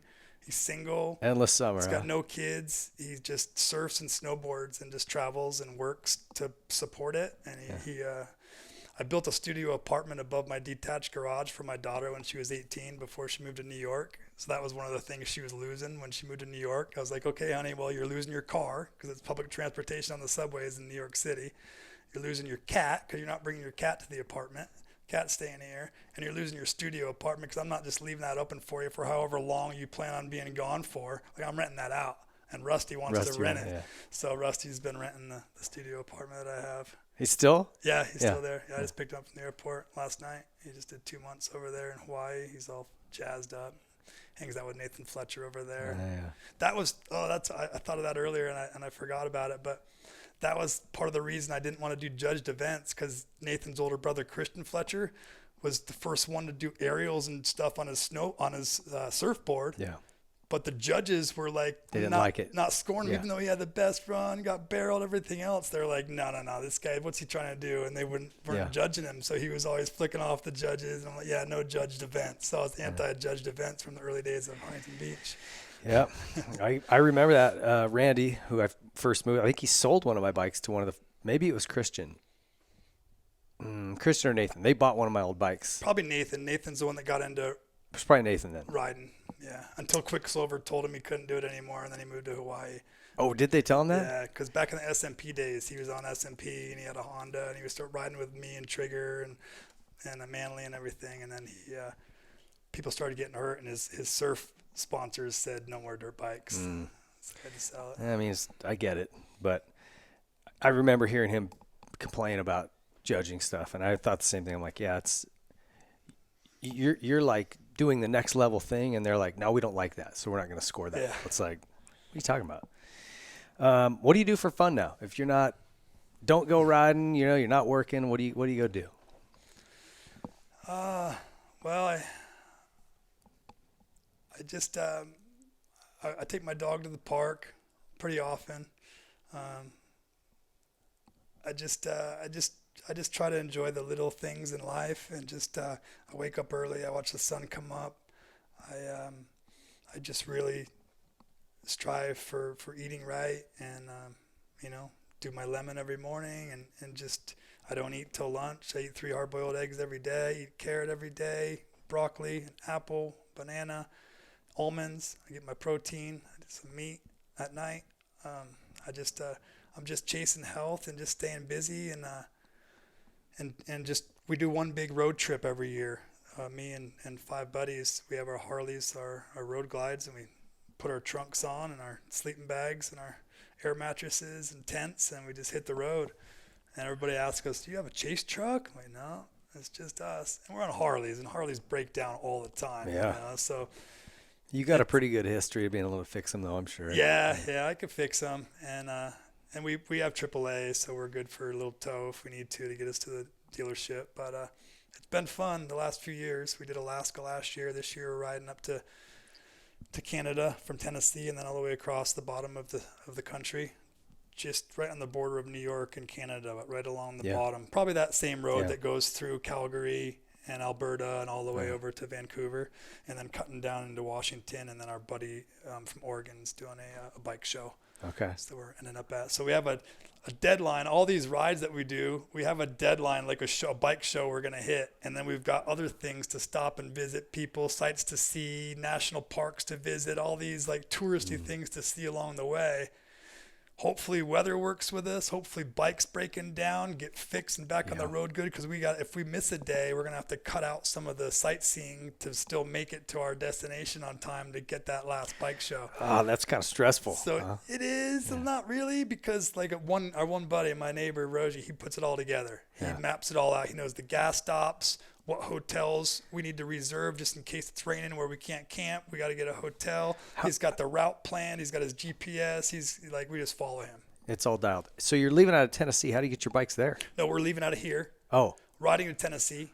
Okay. Riding straight up East Coast through Pennsylvania. Going to stop and visit my mom and my grandma, which is basically right in the middle of Pennsylvania. Pennsylvania and New York are stacked, and right in the middle on the border of New York is my mom. See my mom and my grandma. My mom's 74. My grandma is 96, I think, or she'll be in October 96. But my mom's taking care of my grandma now. She was living way up north with my aunt, my mom's sister, but she said, "All right, it's time for you." My mom's the oldest one in their family. And she's like, "Can you take mom? Like, I'm done." Yeah, I got you. So my mom is taking care of my grandma now, and it's a lot of work, My grandma's old, and she's got dementia, I'm sure, and doesn't really remember everything. But she's it's like having a toddler, like a 90-year-old toddler at your house. You start and end the same way. Right. Right. So I just figured, I don't know. I don't have any other plans to go visit her. So I said, hey, if we're going to be back there heading that way, let's just stop and see mom. Have you had conversations with your mom about your faith now? Yeah, she always just encourages me and tells me to read the Bible and stuff, and just she wants to hear more from me, but I'm still, I don't know.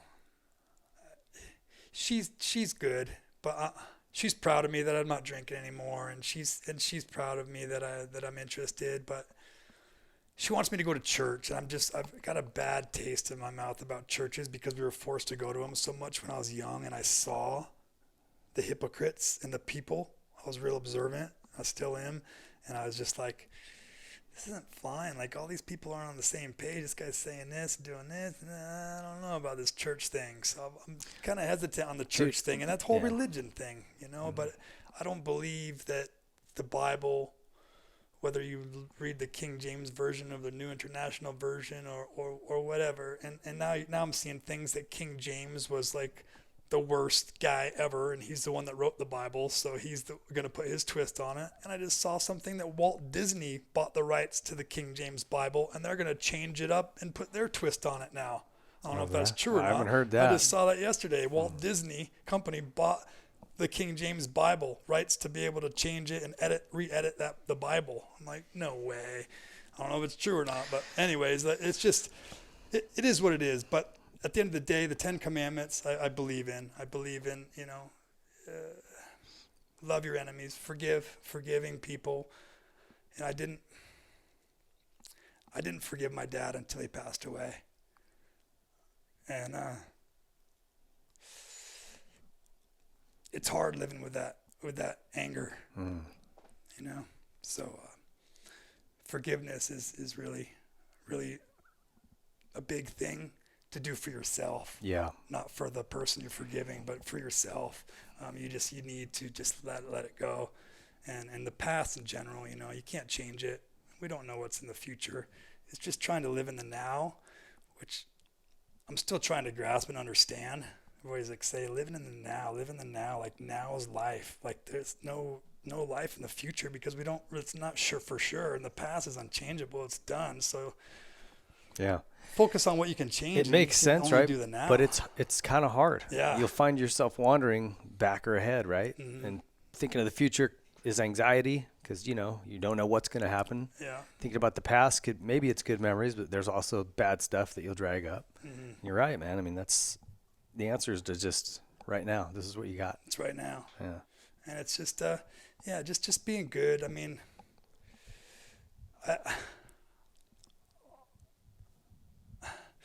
I came to a point where I just wanted to make less bad decisions. I said, you know what? We have choices every day. Every day we have decisions to make. And the less bad ones I can make, the better I'm going to be off. Mm-hmm. And the biggest thing that causes bad decisions is alcohol. I think all of us have probably made our worst decisions being influenced by alcohol. So stop drinking was the first thing. Okay, less bad decisions. That's going to help. And then just mentality and just staying positive and just living, man. Life's quick, life's short, and you just got to treat other people how you want to be treated. It's hard sometimes. I lose my temper with people all the time. I get frustrated driving home from work after being behind the wheel all day on a tractor. I'm just like, These guys can't drive. I'm just like, breathe, calm down. It's not going to change anything. I'm just working on myself because I can't change anyone else. And there's lots of things I can't change, but I can fix myself. So just being the best version of me I can be is my whole goal every day. I freaking love it, dude. I love it. I love watching, hearing about your evolution, man, where you've gone and been and where you're at now. I love it. It's been a ride. Freaking love it. One more segment here we got to hit. This is our Ethica Fit Check. We've got some Ethica socks, you guys, and I got a handful of Whiskey Throttle merch for you here, dude. Nice. You guys get over to Ethica, 20% off using our code, which is Whiskey20 on anything they have. And our merch is all available on our website, whiskeythrottlemedia.com, so check it out. Last question, dude, is how do you want to be remembered in this sport? I'm curious to hear your thoughts here. That's funny. They asked Mike Tyson that not long ago. I saw that answer. He got fired up about it. To some 12-year-old girl. Yeah. Let her have it. You know what? It's just being a straight up, real, hardworking man. Brutally honest, truthful, and as real as they come. You know, I just don't like fake. I like real. I like truth, and I like hard work, and I like to sit back and say, yeah, I built that. Yeah, I did that. And I like to do new things all the time. I never want to stop learning. I always want to dive into new things I've never done, which sometimes bites me because then I don't really take the time to perfect it. I pick it up quick and be like, okay, I can do that. I can do that. I can do that. I got tools for that. I can do that. I want to do it all. But it's like jack of all, master of none comes into play. But it's like if you actually take the time and focus on something you really want to do, you put your time, effort, heart, soul, and mind into it, there's nothing that we can't do. And I really believe that strongly. And I've raised my daughter that way, that don't say I can't, because you sure can. So can't's not in the dictionary in the Enslow household. And you know, you just gotta do it. You can do it. Well, you've lived that, man. Like moving out here with nothing, no plan, just like I'm gonna make it happen somehow, and you did. Like I don't know if you willed it to happen or it's a really impressive story. Your life to this point. I'm sure you've got stories tucked in that brain that we didn't hit on at these parties and stuff that happened. I mean, you know, interesting, but you've lived a hell of a life. I guess we'll just leave it at that. And I love to see you evolving into, you know, the best version of yourself you can be, man. It's freaking awesome. Thanks, man. I'm stoked to call you a friend, dude. So thanks so much for taking the time to come in. Just keep doing what you're doing because it's awesome to watch. Thank you, sir. So hope you guys enjoyed it. That was Seth Enslow. Hell of a dude. Go watch Fresno Smooth if you want to see his cinematic debut or catch The Hard Way. The Hard Way. There's the hardwaystore.com if you want to get some SE hats or T-shirts. I got a few things on there. And then just Seth Enslow, The Hard Way on Instagram is pretty much the only social I do. And post some stories on there of my chickens and my days at work and my rides across the country on my Harley. And if I get the dirt bike out, I might even get a shot of that now and then. But hell yeah. That's it, man. I'm just living. All right. I'd love to see it. Thanks for watching, you guys. We'll see you next time. Well, big thank you to Seth Enslow for coming in and taking the time. Hope you guys enjoyed that as much as I did. I wasn't really expecting a lot of that out of him. Some of the stuff, the paths his life took him down are pretty interesting, and what an impressive guy, man, all the way around. I love seeing guys just go out and make their dreams happen like that. Pretty cool. So big thanks to him. Hope you guys enjoyed it. I want to thank a few of our sponsors that are new to the show. Arc Levers. If you guys need levers, check these guys out. Clutch Perches, incredible stuff. They're brand new, and we're stoked to have them. Toyota of Redlands providing a vehicle here for us, and can't wait to get that thing wrapped and out to show you guys. But if you guys need a vehicle, check out Toyota of Redlands. Awesome company. And Ethica, of course. Use our code WT20 for 20% off anything over at Ethica. Stoked to have them on board and join the Whiskey Throttle Show family. Thank you guys, as always, for supporting what we do. I had somebody just message me and say they bought a Yamaha because of the show, and I'm like, well, thank you. That's what keeps these things coming to you guys. We sure support and appreciate everybody here on this board behind me, all these partners that we've got. We definitely curate them to make sure there's no junk products in here. It's all elite level stuff, and it's got our 100% backing. So support them if you're in need for any of those things, and appreciate you guys supporting the show. Lots more coming. Stick around every couple of weeks, every 2 Fridays, every other Friday right here. Brand new Whiskey Throttle Show dropping, so stick around. Great stuff coming. See ya.